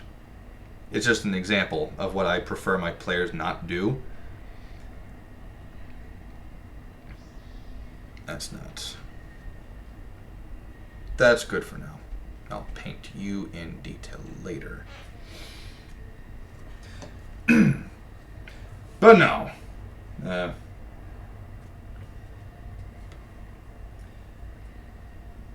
that was not the backstory. It was actually, while I'm waiting for that stuff to dry, and I can get to work on other parts of this guy, what I consider to be politically charged would be something along the lines of... I told you. Come down out of that fucking avatar. How do I say this? Like, for instance, if you have someone who DMs a world where every single power in the world is a woman, I can argue that that's a politically charged decision. Like, for instance, if you were to make a world where literally everything was run by women, that's one thing. If you make an entire world where everything was run by men, you can make the argument that that's the same thing. And in many respects, you're right. D&D, as well as many other fantasy settings as a whole, are only limited by our imaginations. So you can make the argument that, yeah, I'll do that. Why not?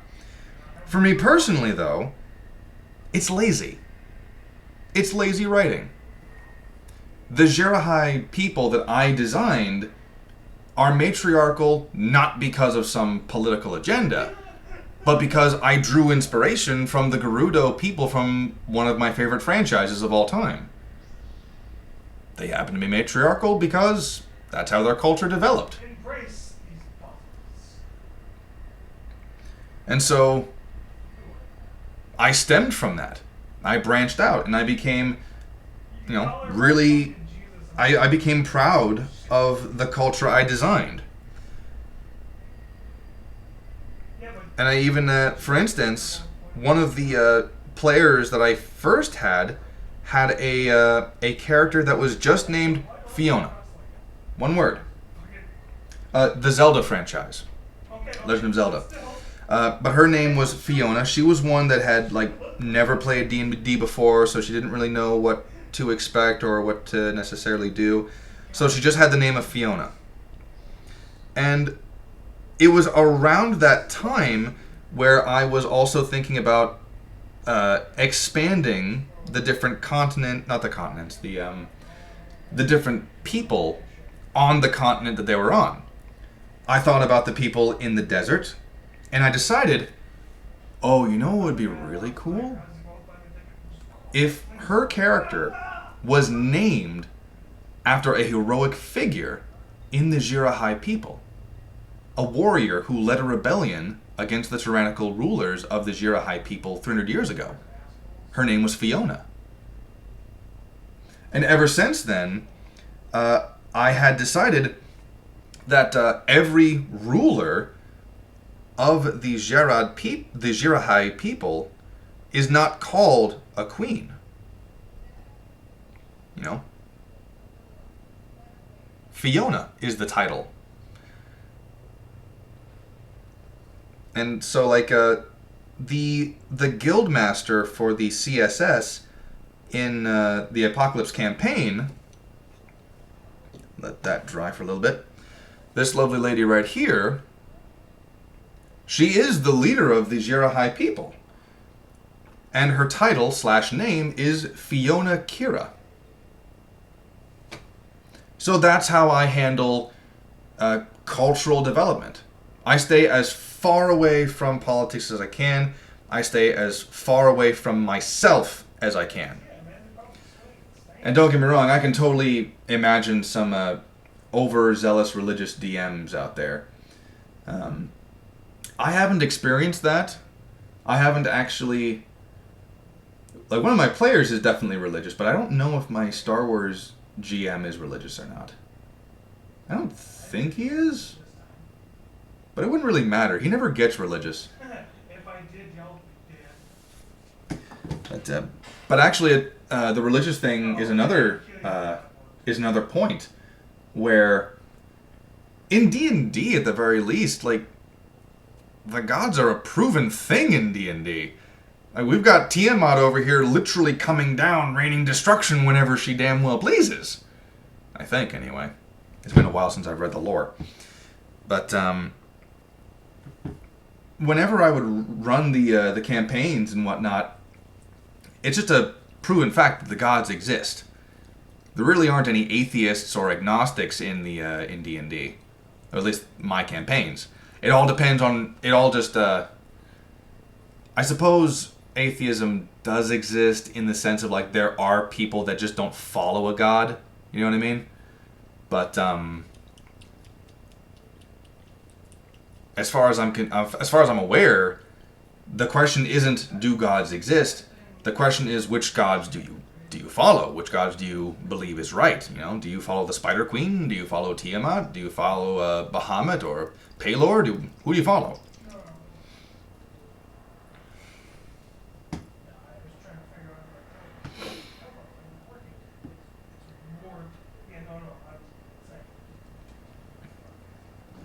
Let's see. I'm still waiting on that to dry.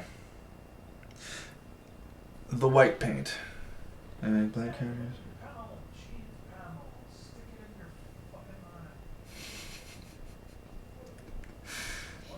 Oh man, you'd probably hate me then. I screw over my players in both directions. Although, in my defense, my players were asking for it.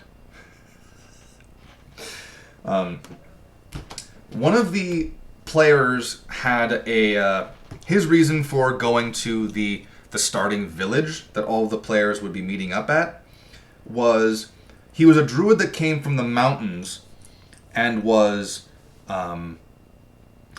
he was called by a fellow druid to to offer help and assistance. So what I did was, that druid was already dead when he got there. Bit of a dick move, I know. But what I decided to do was, he was dead. And while they were going to do this thing to decide whether this was a cultural thing based on the starting village that they were in, they have this ceremony where they would talk to the loved ones of the deceased, and they would, with the exception of like death by old age, of course, like if someone was murdered or killed by disease, I don't know how magic exists, but you know what I mean. They would ask the loved ones and family members of the deceased, do you have reason to bring this loved one back, or should they go to the afterlife? The ethereal plane. Now, in my world, dwarves are kind of Klingon in this respect, where if you fall in battle, you die a warrior's death, go to Valhalla, right? But the dead druid body was missing. Pilfered. And so it kind of became this secondary, in the back of everyone's mind, side quest or side mission. This dead body was stolen. Why? Why was this dead body stolen? And eventually, I'm getting to the screwing over part in a minute, don't worry. But eventually, they found the dead body reanimated. Not perfectly, right? The druid who had died and was brought back to life, the skull was fixed after being split open, but the eyes didn't show back up, and the body itself was still very malnourished, and memory was just kind of shattered because of the brain being split in two. But over the course of the next 2 or 3 sessions, the NPC gained a bit more of his memory back and gained a bit more of his motivation back. Still blind as a fucking bat, he lures the player character, the druid, off into this broken down library in the city that they're in. While 2 of the other player characters are passed out on the floor drunk, and the other player character doesn't really care. Like, he's busy pickpocketing the barbarian. The barbarian is pickpocketing. So, I was expecting at least one other player to follow him. There were plenty of opportunities to do it. They didn't. So, when they get to this rundown library, they get to an upper level forest.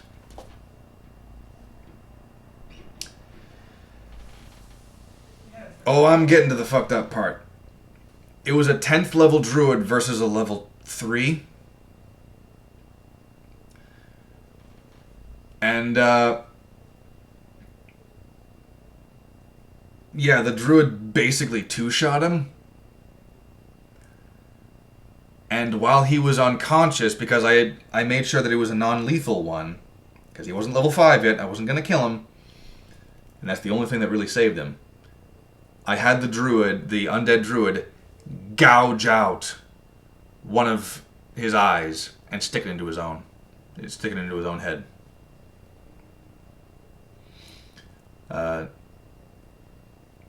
I admit this isn't nearly as fucked up as I could have been. I could have straight killed him. But in all fairness, I was still moderately new to that particular aspect of D&D. So laying the groundwork for suspicion was not my strong suit at the time. Nowadays, I'm fucking great at it. Nowadays, I am fucking great at laying that down. But, alright, sure. Lay it down on me. Lay it down on me how fucked up your DMs are. I might get some inspiration. Lay it on me, Chief.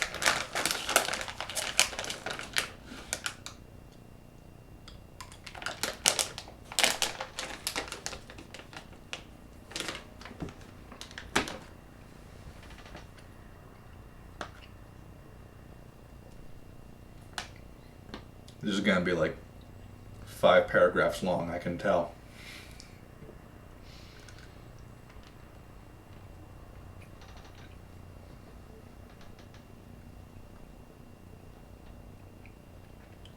Sounds legit. Negative roleplay mechanics are fairly standard.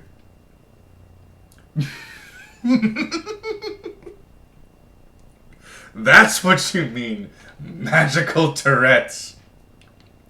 Brilliant. I love it. Oh, that's fucking great. Now, by magical, do you mean like it's kind of like wild magic? Or are we talking like whenever the DM decides, you have to say the first thing that comes to mind? Because I like it. Magical Tourette's. That sounds fucking great. You only get that with experienced players, man. You only get that. Every session I have, I get to have to speak out loud. Alright. Okay. What was your favorite line that you had to say out loud? And what was the message that you just went, fucking hell, really? I want to know. I want to know the best and worst of this. I demand to know.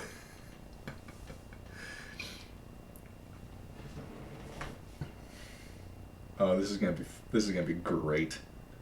This is gonna be great, I can tell.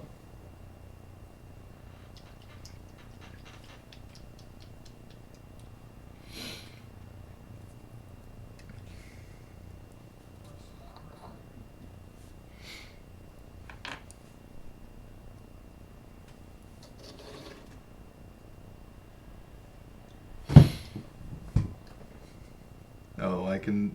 See, now you're just keeping me in suspense, man.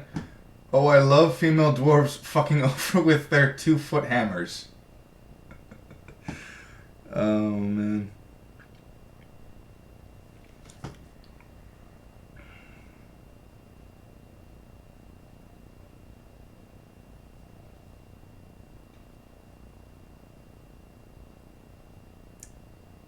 That's a decent one. I can definitely agree.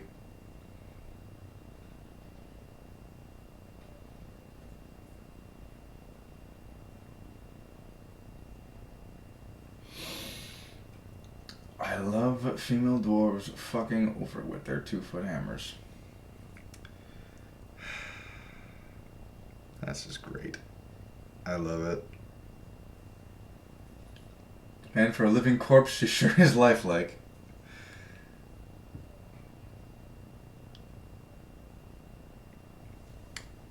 That is great. I don't know if I'll incorporate that into my sessions, but that is something fucking cool. That's great.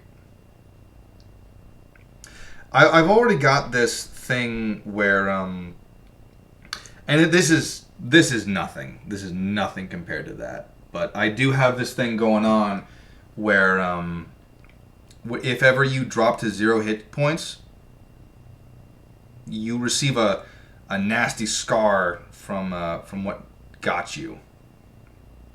You receive a nasty scar, and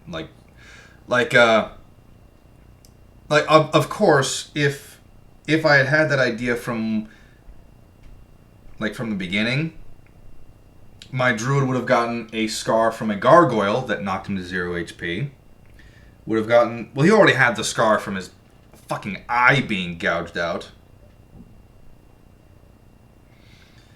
But, yeah, ever since then, it's an official, home rule where if you get knocked unconscious, via combat, unless it's a magical mean. That was said to essentially Queen Elizabeth the Elf. Okay.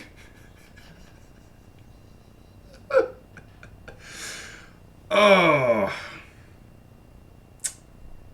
That's great.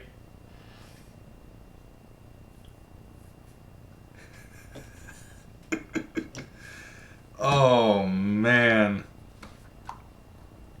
You see, I don't even need to do that. One of my players already did that this last session. In the main campaign, he's this...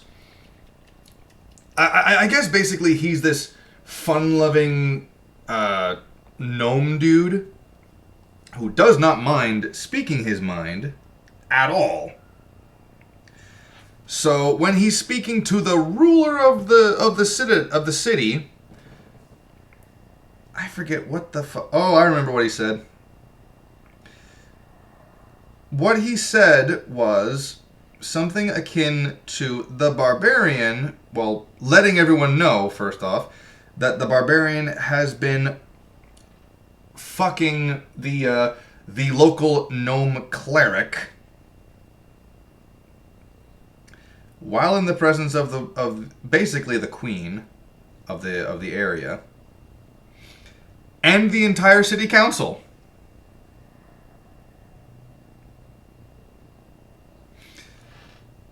Uh-huh.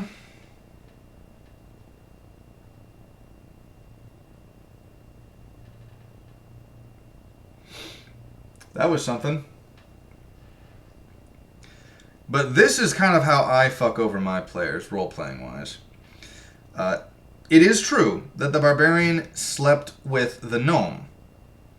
It is also true that the gnome in question instigated with the half-orc barbarian, right? So what I didn't tell the players at that time, and what they found out later, the gnome was possessed by a ghost. The ghost being her dead mother. Fun fact, when you're possessed, you're still conscious of what's going on around you. You just can't do anything to stop it. That's how I'm fucked up. I can tell you that.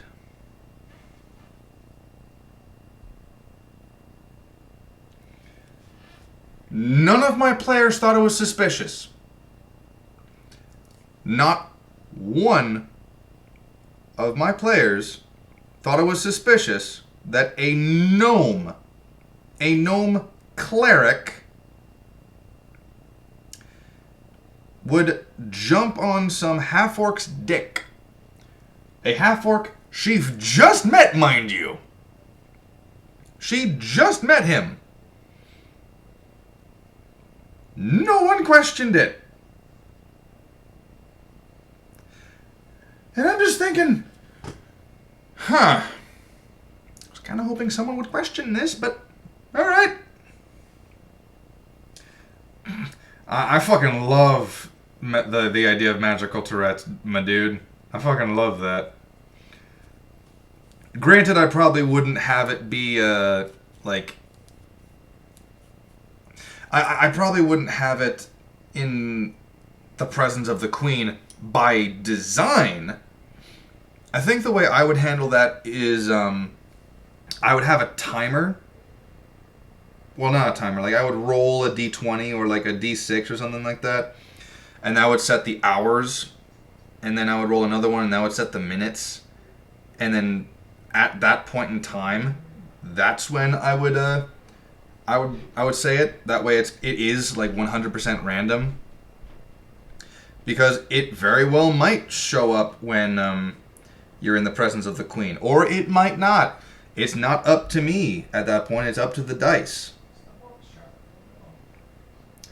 And in that particular instance, if it happens within like... I don't know. If it happens within like 20 minutes, I'd probably roll the dice again and be all like, okay, it happens again in like 2 minutes.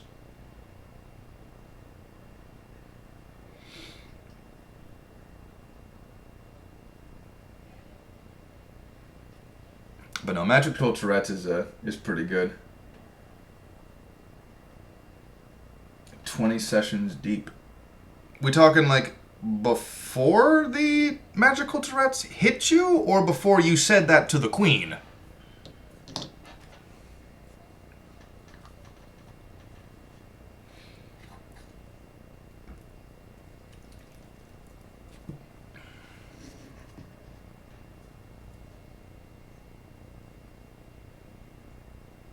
So far, so good.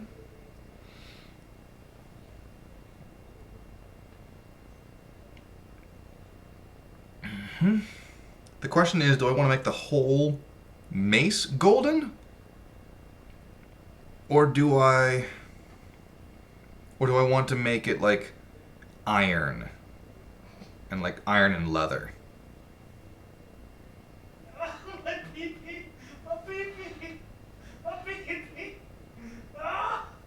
I don't want to know what my roommate is doing.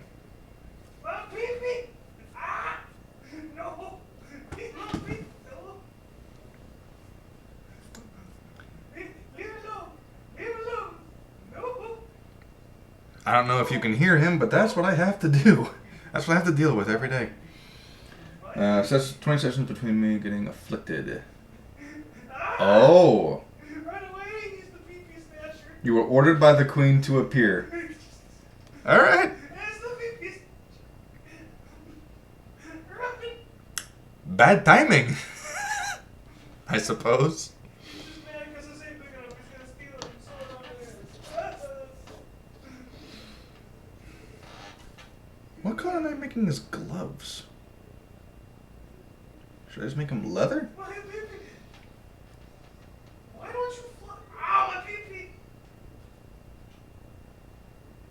I know I'm making his boots metallic. I do know that. Some good iron boots.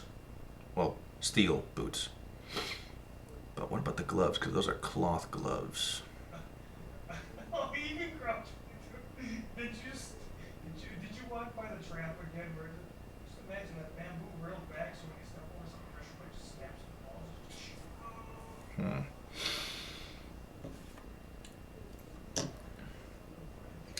the balls. Right now, my main campaign party is. I basically just needed an excuse to give them a combat encounter for the new guy. So I just had them go on a hunting mission for some cockatrice. They're gonna kill some cockatrice and get some meat for the city that had just survived an undead attack. 25 persuasion check later and barely managed to not get into jail. I'm sorry, but if you said that to the motherfucking queen in medieval times, assuming that this is like a medieval setting, you're lucky not to be executed, my man. That is just, you are lucky. Said you died. I wanted to make sure. Lucky as fuck. For a living corpse, she sure is lifelike. Fucking hell, man. That is something.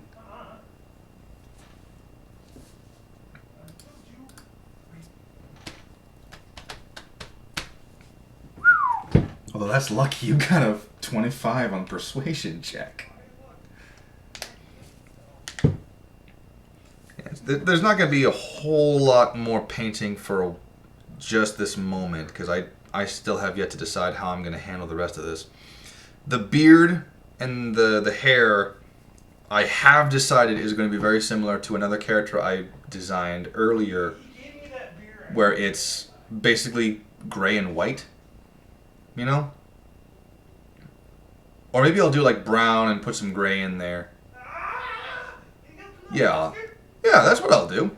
I'll make it a nice brown. A nice brown and put some gray in there, gray specks. Nice distinguished beard.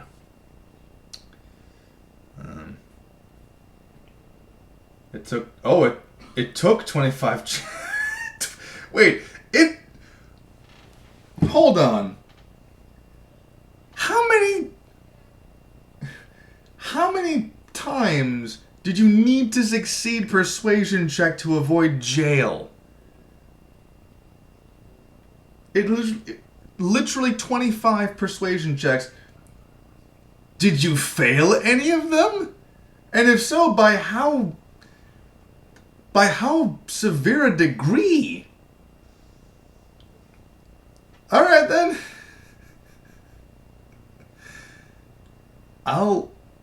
That's something. It was a trial. Okay.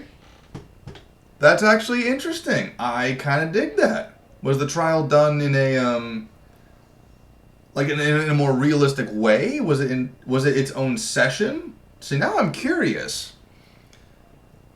Because you can't just gloss over trials.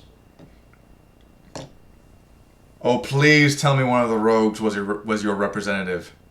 Please tell me one of the rogues.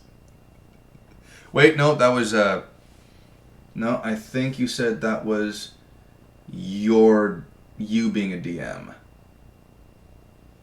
Never mind. Yeah. Never mind. 2 sessions. That's some detail. Props to your DM. No, I dig that. I dig that a lot.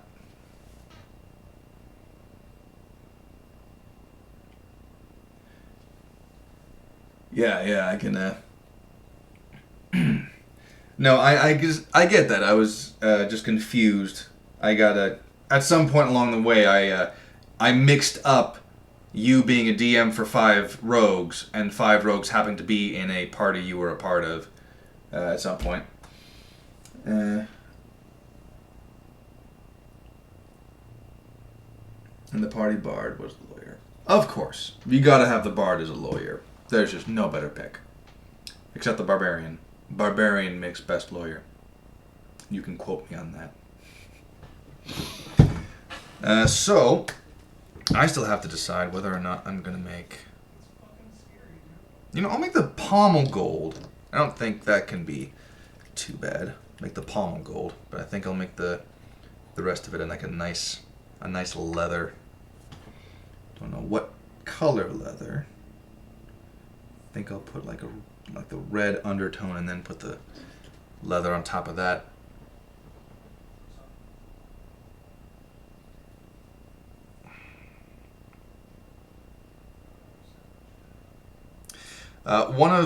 This was back when I was playing Star Wars RPG with my favorite, to date, my absolute favorite character that I ever roleplayed.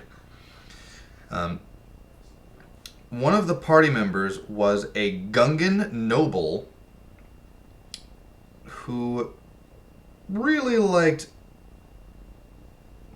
who really liked using aliases. We used the Chrono Trigger trial be seen as the background during the... Wait, Chrono Trigger had a trial scene? Chrono Trigger had a trial scene. I would have thought you went straight to Phoenix Wright, but I didn't know Chrono Trigger had that. Is that another? Yes, that is another. So I can put more gold in there. I would have figured you went straight to Phoenix Wright.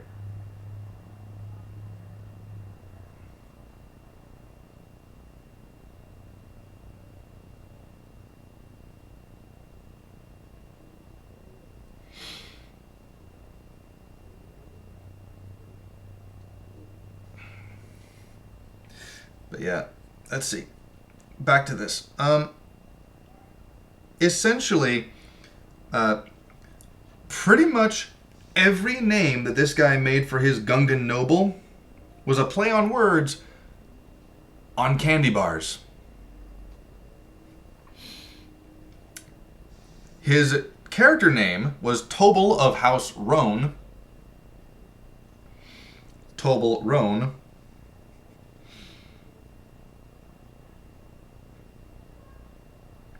And at one point in time, he had an alias of like a gangster or something, or like a... No, it wasn't a gangster, it was a highborn. He was pretending to be a different highborn, which was named Kitticus Catticus. That one was my idea. But he took it. And I have a whole bunch of them written down because he would constantly use different aliases at different times to avoid people finding out it was him all the time. This was a non, as far as I'm aware, a non-candy bar name. We had found this cult that was trying to resurrect this ancient spirit known as Rotoderm. And we found this kid in a cave whom we were thinking could potentially lead us to, more of what the cult of Rotoderm was about. And I'm going to let the gold paint dry magically. So we found that out. And, oh! I missed out on playing Chrono Trigger, man. That was... Chrono Trigger just emanates classic. It emanates game you should have played, but didn't because you didn't have the system it was on at the time it came out. That sucks. But I'm playing older games now. I just recently got Jedi Academy on my Switch, and I'm playing that game. It is so weird, but it's weird in the fun way. And I am looking forward to Star Wars Episode 1 Racer coming out on the Switch as well. I cannot wait for that. But we found this kid, a part of the Rotoderm's legacy, the cult, and we got him locked up because he tried to attack us, he tried to do X, Y, and Z. So, you can buy it on Steam. Oh! I can buy it on Steam? Okay. I might check that out. I want to finish Jedi Academy before I play another game like that, but I'll definitely try to check that out, because old school games are something I didn't really have a lot of experience with back in the day. So we bring him into this police precinct, and we realize he's not going to talk to us, myself and another member of the party, because we just handed him in.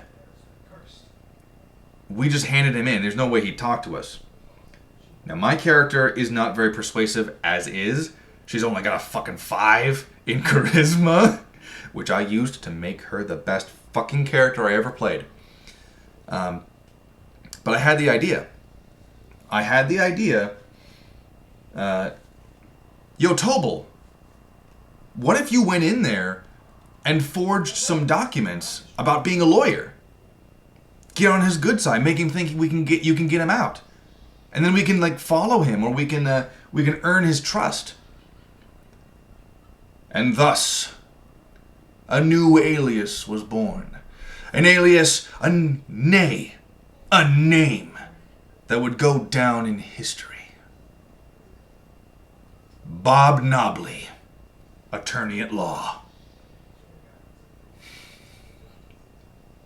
And yes, he had to say the whole thing every time he introduced himself. Bob Nobley. It was actually kind of impressive because as the campaign went on, he actually was able to get business cards and his name plastered on park benches and face. He became an official, unofficial lawyer. It was great.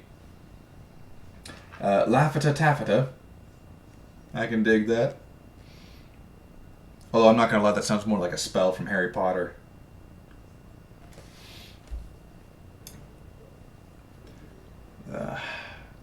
I am going to grab nope.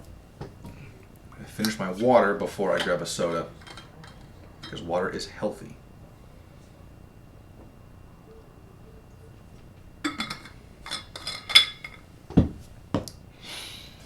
Let's see.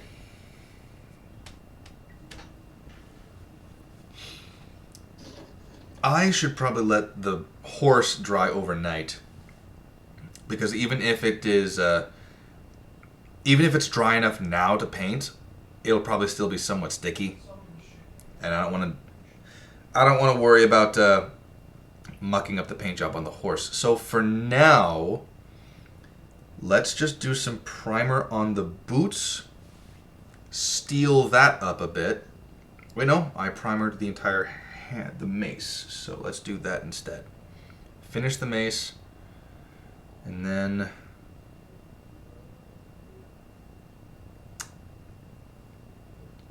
yeah, let's finish the mace. What's a good one? Let's do this. Nice base color of shiny red. And then we can use the leather. Oh, that sucks. Wait. Are we talking like said the wrong thing at the wrong time, or the Tourette's legitimately killed him?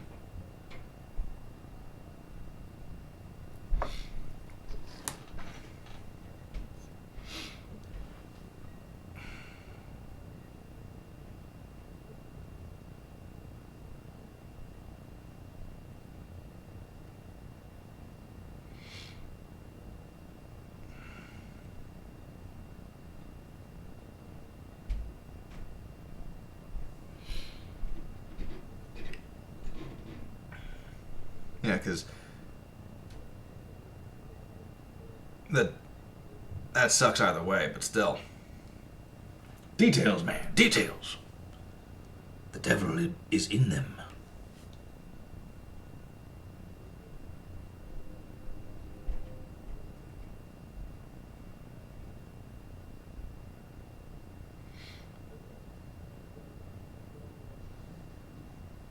That's a good base.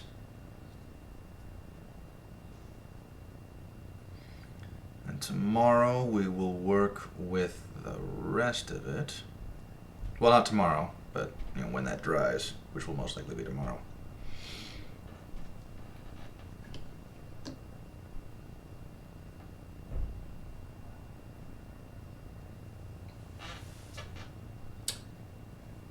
I have to read this out because I'm not sure what it means.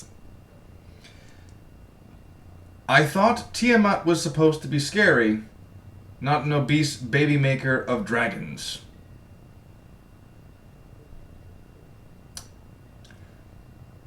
Is that what she was in that campaign? Or is that to say that an obese baby maker of dragons was scary and Tiamat wasn't? I'm not quite sure which one that is. Or if it's neither.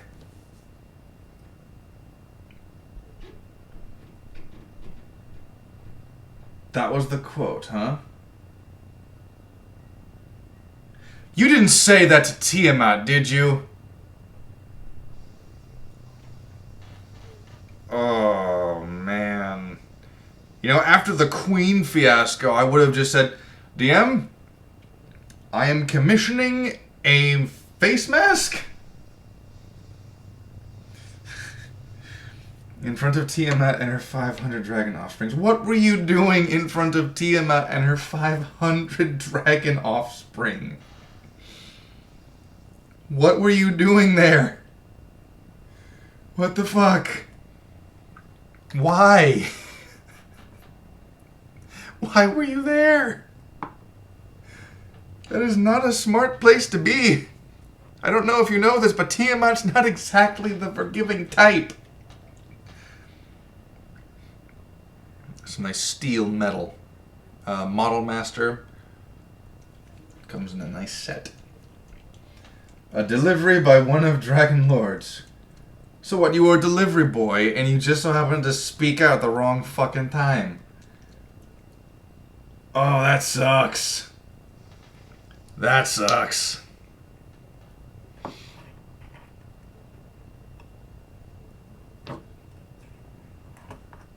I just realized I didn't prime the boots yet. I should do that.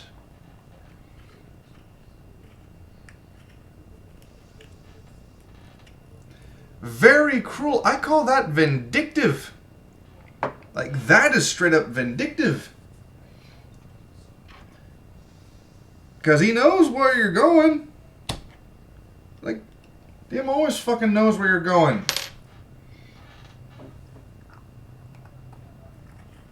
That was just... No. Why? Primer first. Then, after it dries, silver. Why? Why? And why did you accept? After the Queen fiasco, like, you'd think you'd be smart enough. DM, I love you, but fuck you. I'm not going in front of the god of fucking evil dragons. Oh, you roll luck on your Tourette's. Meaning that, like, are we talking like the severity of what you say, or that it'll happen at that moment? See, now I'm curious as to how the this particular system works. Because the more layers we peel back, the more interested I become with it.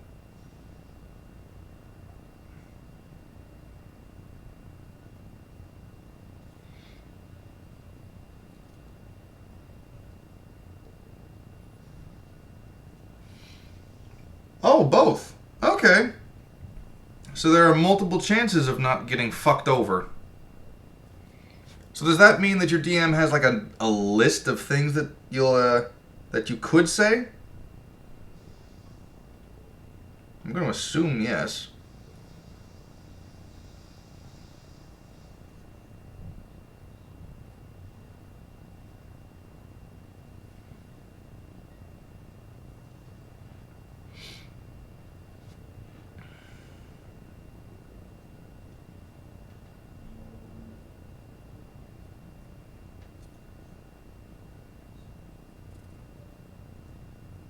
This one shares the same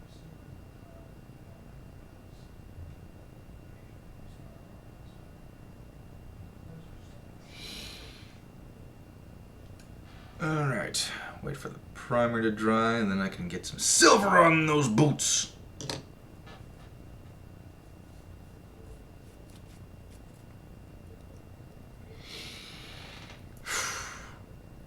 All this stuff actually reminds me of the stories. The stories that my neighbors at the Renaissance festivals would tell me about their campaigns. There was this one guy who worked the kids' cannonball booth. Single digits for severity and 10 digits on how many games I go without magical Tourette's. I had and an oath to accept any quest within reason of combat.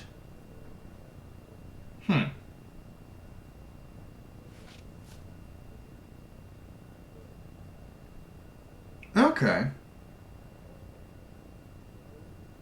I think I get it. So correct me if I'm wrong, but like percentage-wise, I roll these do dice. The single digits is basically a 1 out of 10 on just how horrible I'll be saying something.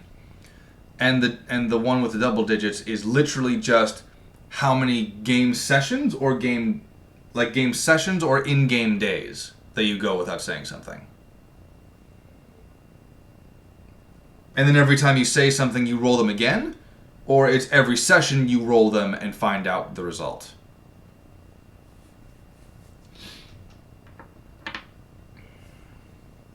In-game days. Okay, that makes a bit more sense. Because, waiting like 5 sessions for magical Tourette's to pop up might get a little boring at times.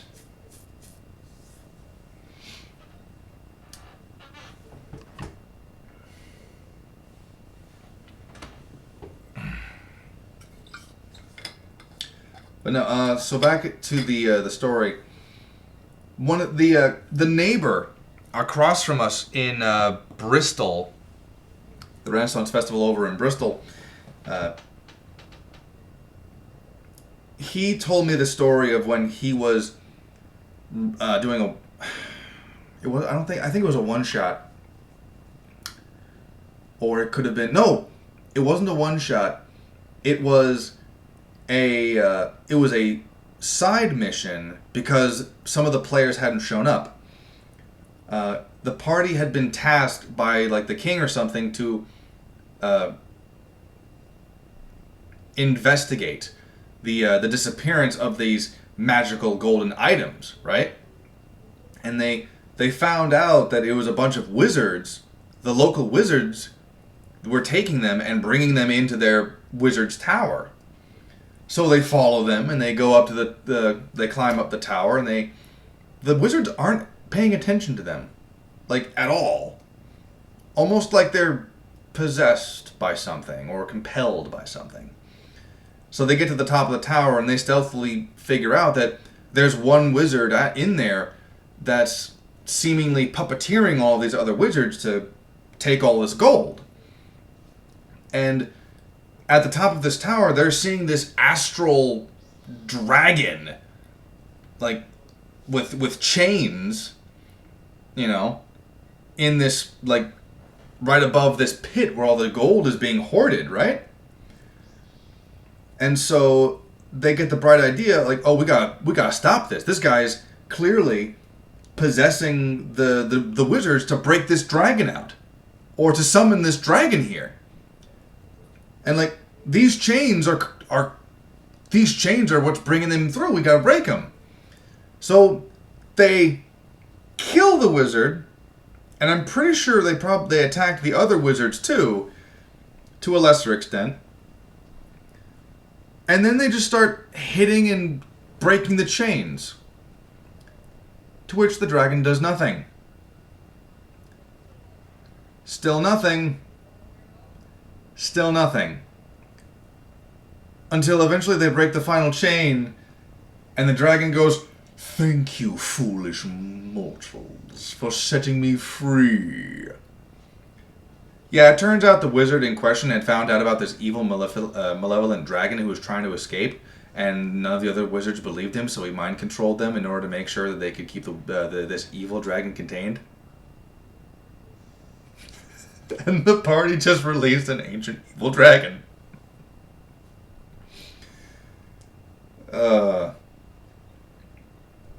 I laughed as soon as he told me that. Like, I laughed before he even finished the story, because as an outside player, even I knew, like, okay, the dragon's not doing fuck all to you breaking the chains. Stop attacking the chains! You know, that was one of my favorite D&D stories that I learned from someone in person. But yeah. Steel non-buff. Let's do this.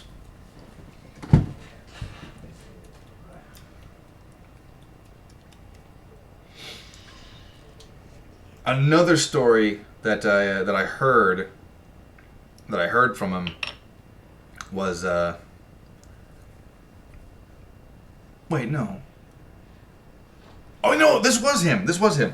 I was thinking of the Stargate one, but it wasn't the Stargate one for this guy.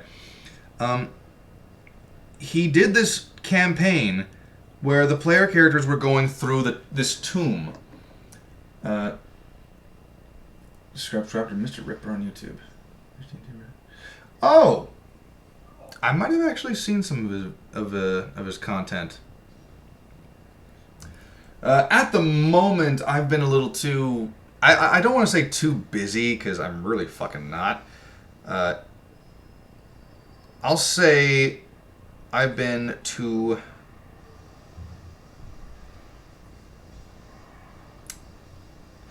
I'll say too focused on other things for YouTube right now. Don't get me wrong, I'll still have stuff open in the background and I'll still listen to things, but I'll have to rain check on that one. But the story goes, this guy was DMing his party and their whole shtick was that they were going to go into this tomb. The name of the tomb, like the name of the guy, is not important, but the whole shtick was it was so-and-so, the ever-living. The tomb of so-and-so, the ever-living. And so yeah, they go through this tomb, this dungeon, typical D&D stuff. They fight monsters, and they take treasure, and they break shit, because that's what adventurers do when they're in tombs. They look for hidden traps and shit. Until finally, after many grueling sessions, they finally get to the last room. And they open the door, and they see off at the other side of this room, this big room, luscious red carpets and everything, the whole shebang. They see this lich on the other side, sitting on his throne with two robed figures.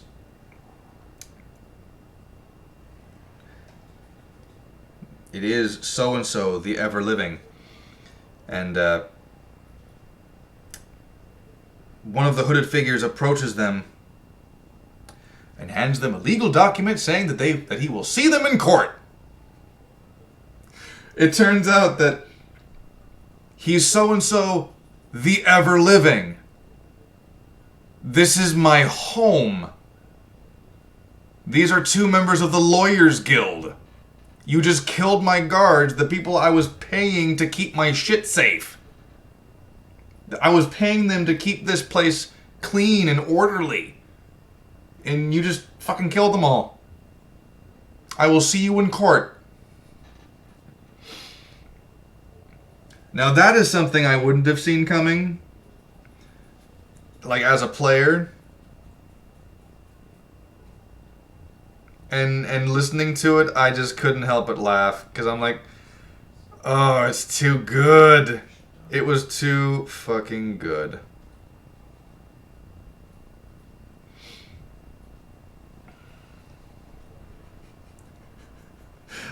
It's true though. Like, how many times have you seen or been those players that go into some guy's tomb and there's a lich at the end of it who just so happens to be the name on the tomb? Like, technically that's his tomb. Technically you're breaking and entering. You get a good lawyer, bada bing, bada boom, you're set.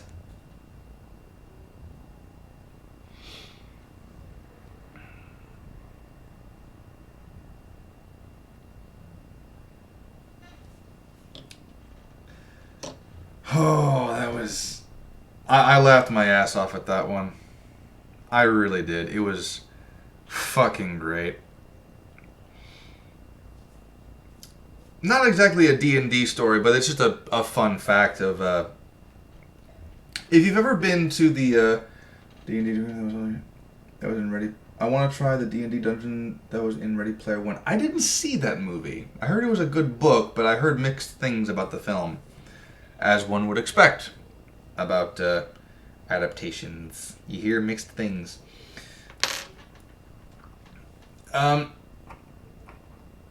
This is just a little fun fact about people who work at the Renaissance festivals. There are going to be main areas. There are going to be more adult areas, and then there's going to be like kids areas, right? Now the kids areas are primarily games, and they're primarily like toy shops. When it comes to the toy shops, you are going to see foot traffic. But when it comes to the games, there's really not a whole lot going on over there. So if ever you are in a position where you have... What's up, Dad, Mike? But like if you have the opportunity and you notice that like the kids area just doesn't have anything, we're bored as fuck over there. And yep.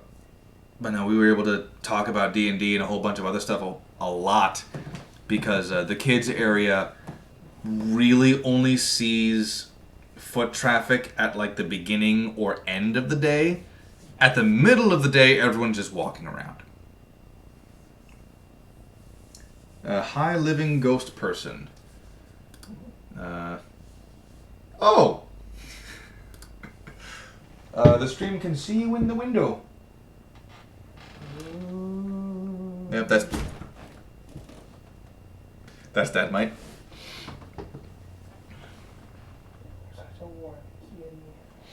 It's a warm kitty.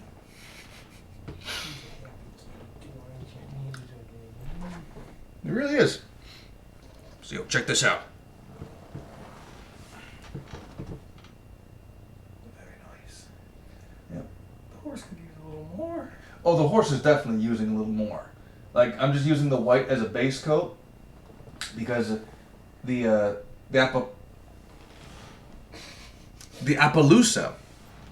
Appaloosas,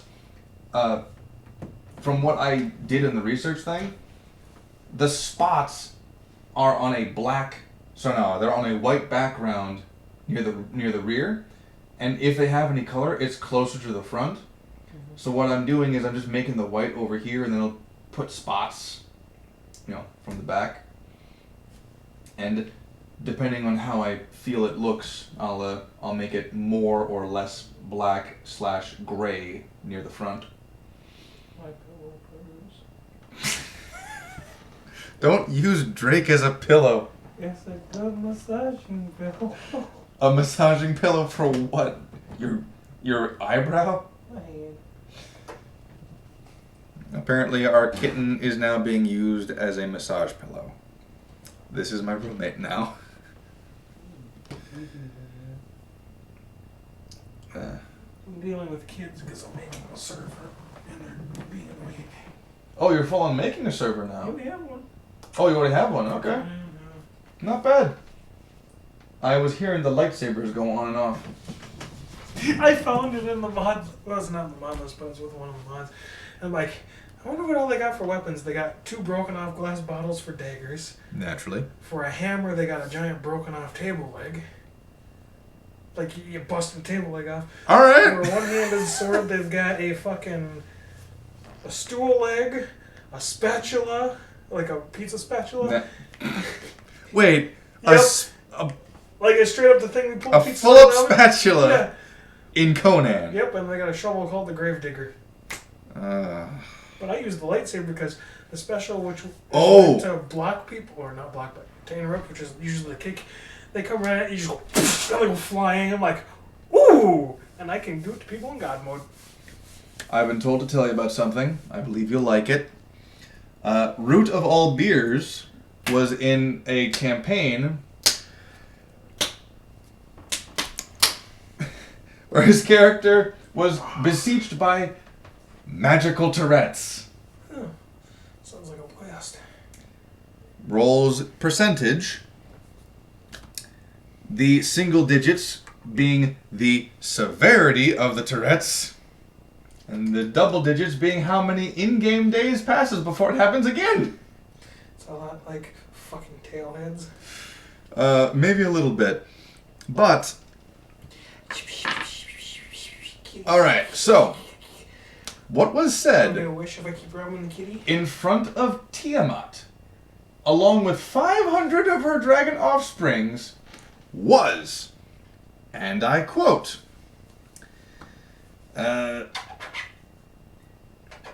you know, I thought Tiamat was supposed to be scary, not an obese baby maker of dragons. She's gonna die. Oh, she killed him, all right. She and her 500 offspring, dead. Meow. What, you want me mad? You're just kind of sitting there staring. Well, you woke him up. I did cuddle him this morning. I seen him out in the hallway, so I picked him up and gave him a lead with me for like an hour. And then he ran away like a little bitch. He was like, I have had enough of your attention. Such a big baby. Sounds about right. Such a big baby. And he'll be that way until he's an adult. Wait for it.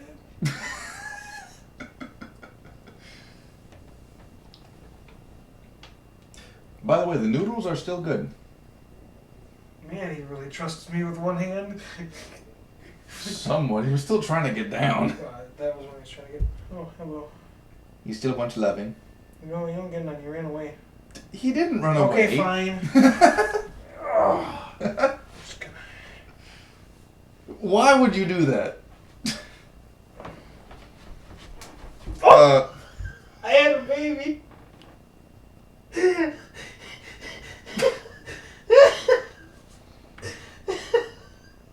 I had a pussy in my pants.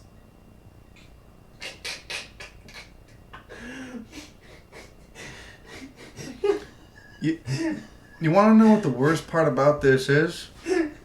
When I'm sleep deprived or it's like 2 in the morning, I actually laugh at that. And I mean, I full on bust a gut laughing. If you weren't on stream, you'd probably be laughing so hard because I stuffed the cat in my pants. No, I wouldn't. I'd be confused as all fuck. So was he? Yeah, I noticed. You good?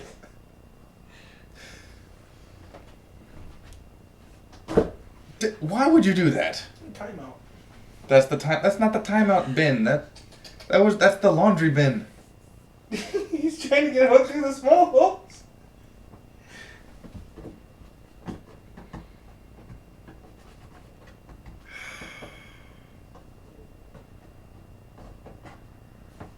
I know you can get out.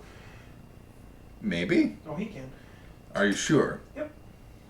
Oh, you like he jumped the 8 feet up into the air. Just doing this so he's away from your stuff. Okay. You can get out if you're smart. If he's smart, huh? Yeah, the stream has officially just devolved into me listening and reacting to my roommate fucking with our kitten.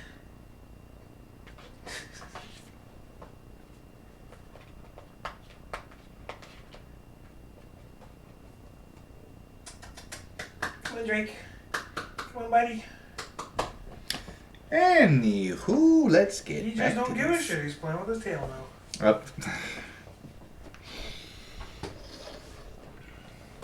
Anything else I should do with this guy before I leave him as is? Oh! You know what? Yes! I'm gonna find a good brown. Let me fit. Oh, hi, kitty. Hi! How you doing? And down you go. Run like the wind! Take revenge! I need a good brown and like a nice good hair brown because if I have to, I'll use the leather brown. But I'd rather use a more natural hair brown. There's military brown. That might do it. Leather brown. Dark gull gray. I'll use that for the hair. As in, like, the gray streaks. That's metal. Why the fuck am I looking at the metal one? Another metal one. It's peach. Green.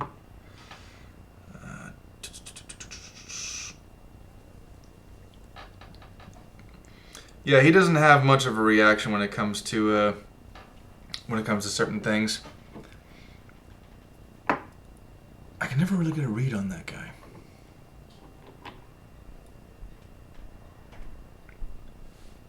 This one is gonna be more like skin tone.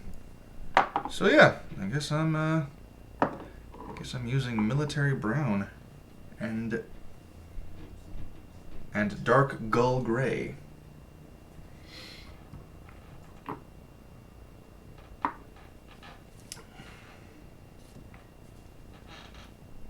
Yeah. So let's get back to it. I'm thinking after I get this guy's beard primed and painted, I'll call it a night. 'Cause it's already about 1. And I need to eat.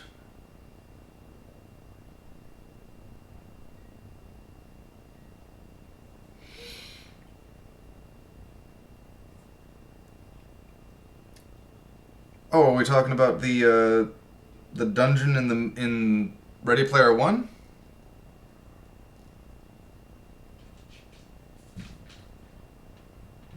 Oh, the D&D dungeon. Okay.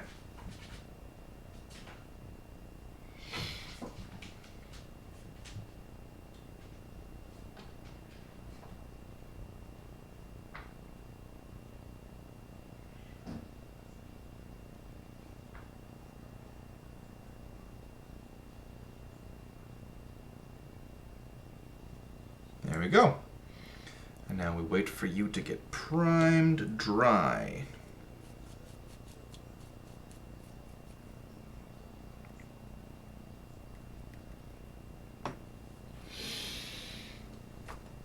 There is Tomb of Horrors. I never get to run the Tomb of Horrors. I did not I don't run modules. Not that I wouldn't, but just more for the fact that I just haven't. I just haven't really felt like it. I might do it in the future, but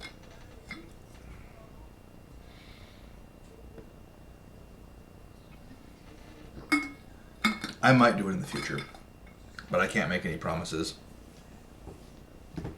Because modules always kind of feel like, I mean, I've heard a lot of good stuff about Strahd. But my reasoning for it is primarily because at the time, I just wasn't, I wasn't comfortable enough with it to actually read through the entirety of the module and run my players through it in such a way where when they deviate from the plot or from the scenarios, I'd be able to effectively get it back on track. But the biggest reason why I don't think I'll do modules in the near future is because I tend to work a lot better when it's my imagination. Not here to boast, not here to brag, but things like this. Gotta wait for the stream to catch up to make sure I can know that this thing's actually being in focus. Yep, plenty in focus.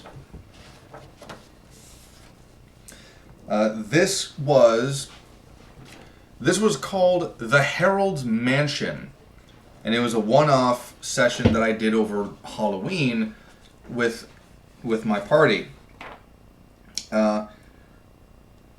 It is upside down.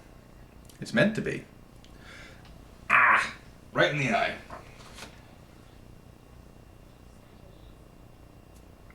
Don't know what the fuck that was. But the mansion was upside down by design. The whole concept was the Herald's Mansion was built into and or around the world tree. Right? The source... Oh, camera's not...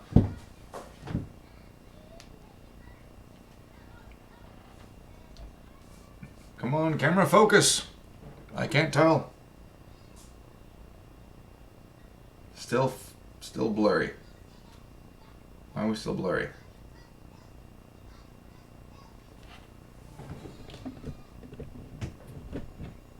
Hey, Drake.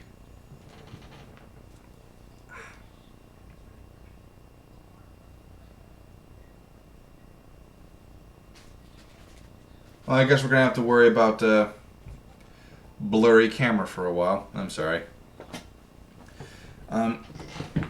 The premise was the Herald's Mansion was built upside down into the very roots of this campaign's world trait.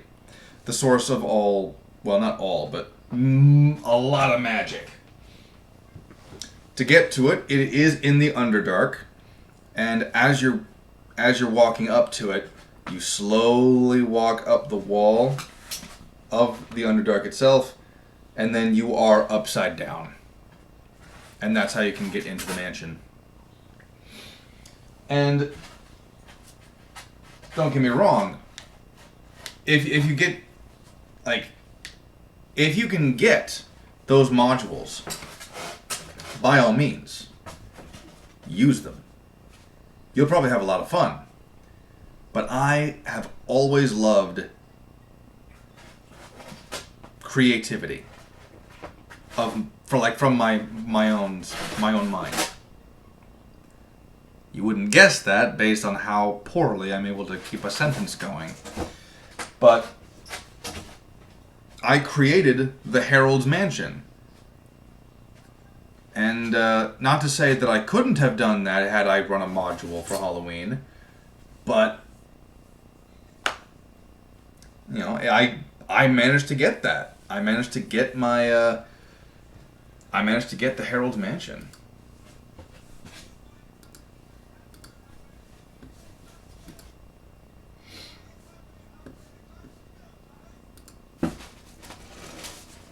Oh, Mr. Ripper. Okay.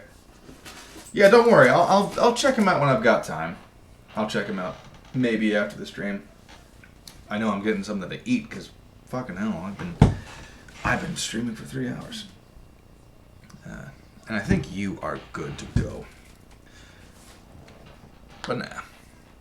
That's how I handle my my one shots. I just make something on the fly and I expand upon it.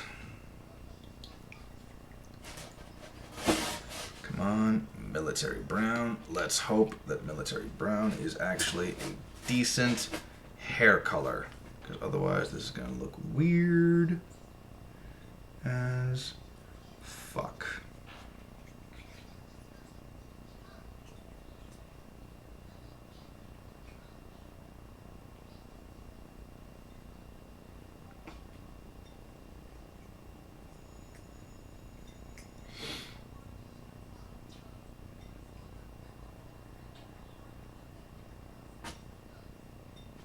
I think if I were going to do a module,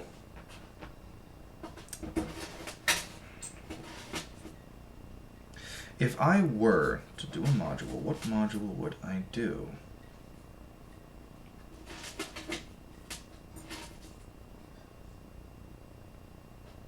You know, just for fun, just for shits and fucking giggles, I would try to find the Apocalypse Stone. I would try to find that motherfucker.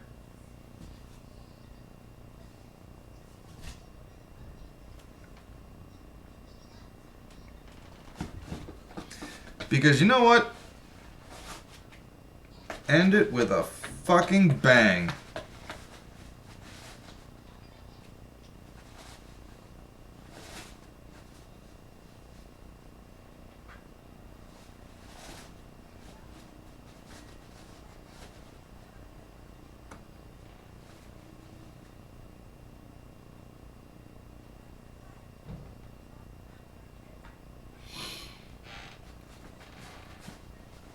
That's what I think, anyway. Oh, too much.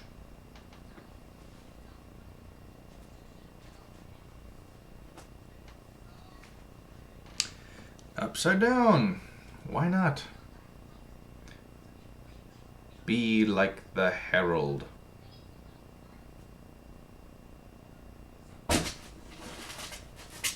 Yes, kitty, that is a foam sheet you are attacking.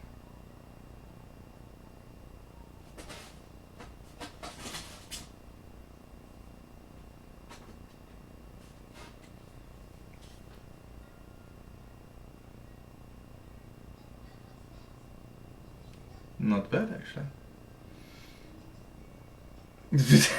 3 weeks?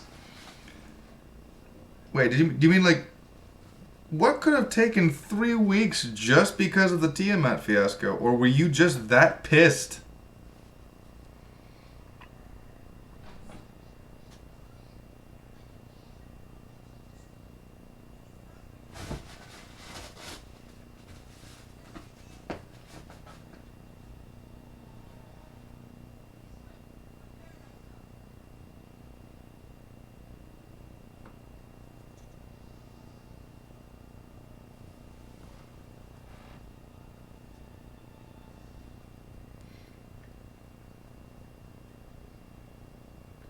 Ah, too cruel.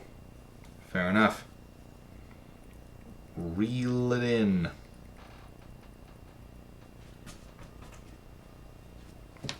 Level 12s.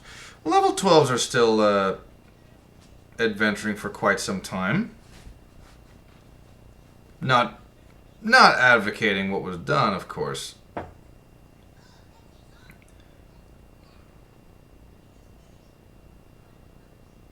But I'm not gonna lie. Like if you survived and played until level 12, and you died by fucking Tiamat, you know, I'm just saying that there are worse ways to go.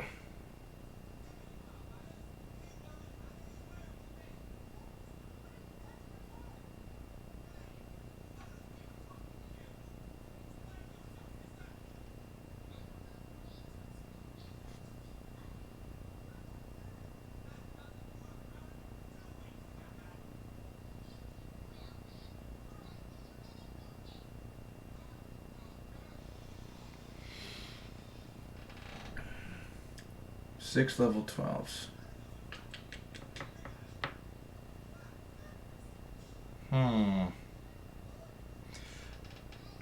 There are still worse ways to go, but yeah, I can definitely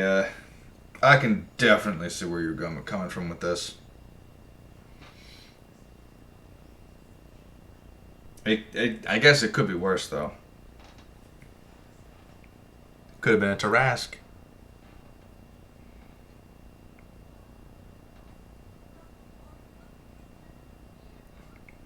It's gotten better though, I hope, right?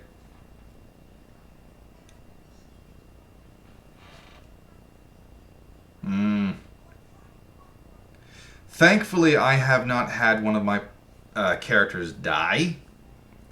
But I learned from my GM in the Star Wars campaign that I was really fucking close to.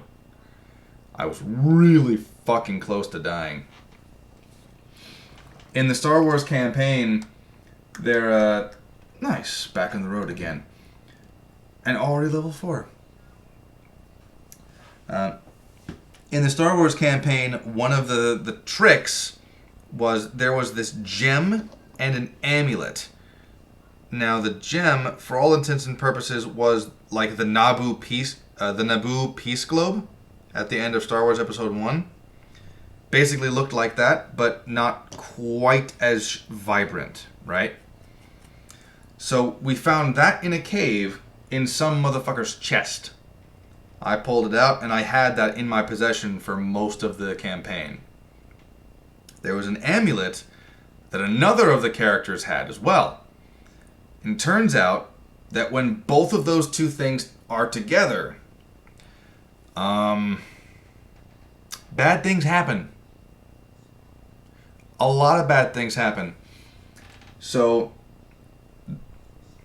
And I think that is good for today. There we go.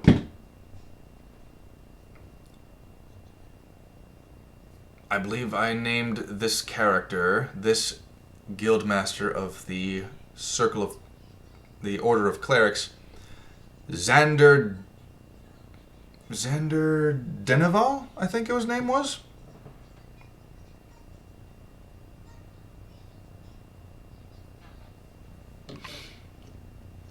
Xander Deneval is almost done.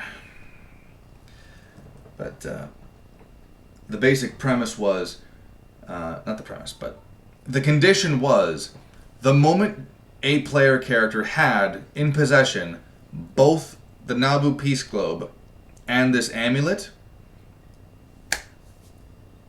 it would basically start to take over your body. And your body would be transformed into a vessel for this ancient dark spirit. Basically a long dead Sith Lord. And I was that close to being the sacrifice. I handed the orb over to one of my one of the other party members, because we were going to use her knowledge of the library to see if we can cross-reference any of this shit. But that's a story for another time. So right now, this is the progress we have on the Guild Masters. We've got Xander. Maybe 50% done, because I'm not including all the details I'm going to have to make for the fuck-off horse. And then we've got Thrawn Ironbone, the Dwarf Guild leader. Not a whole lot has been done with him. Just added the bits and bobs of gray to his pants, his gloves, his cape, and the clasp that holds his drinking horn. I'm still not quite sure how I'm going to be painting this guy, but I do know that gray works good with black, because the black feathers on his cape is something of note. I'll probably give him a bit more of a more realistic redheaded look, you know? Give him that proper dwarven attire. And after these two are done, we will work on the rest. I don't know which one will be done. The one that I'm least looking forward to, well, I should say the two that I'm least looking forward to, is Drow Elf and the Werewolf. The Werewolf purely for the essence that I have not decided what color to make that guy's fur. And the Drow Elf in the sense that Drow Elves have a very distinct skin.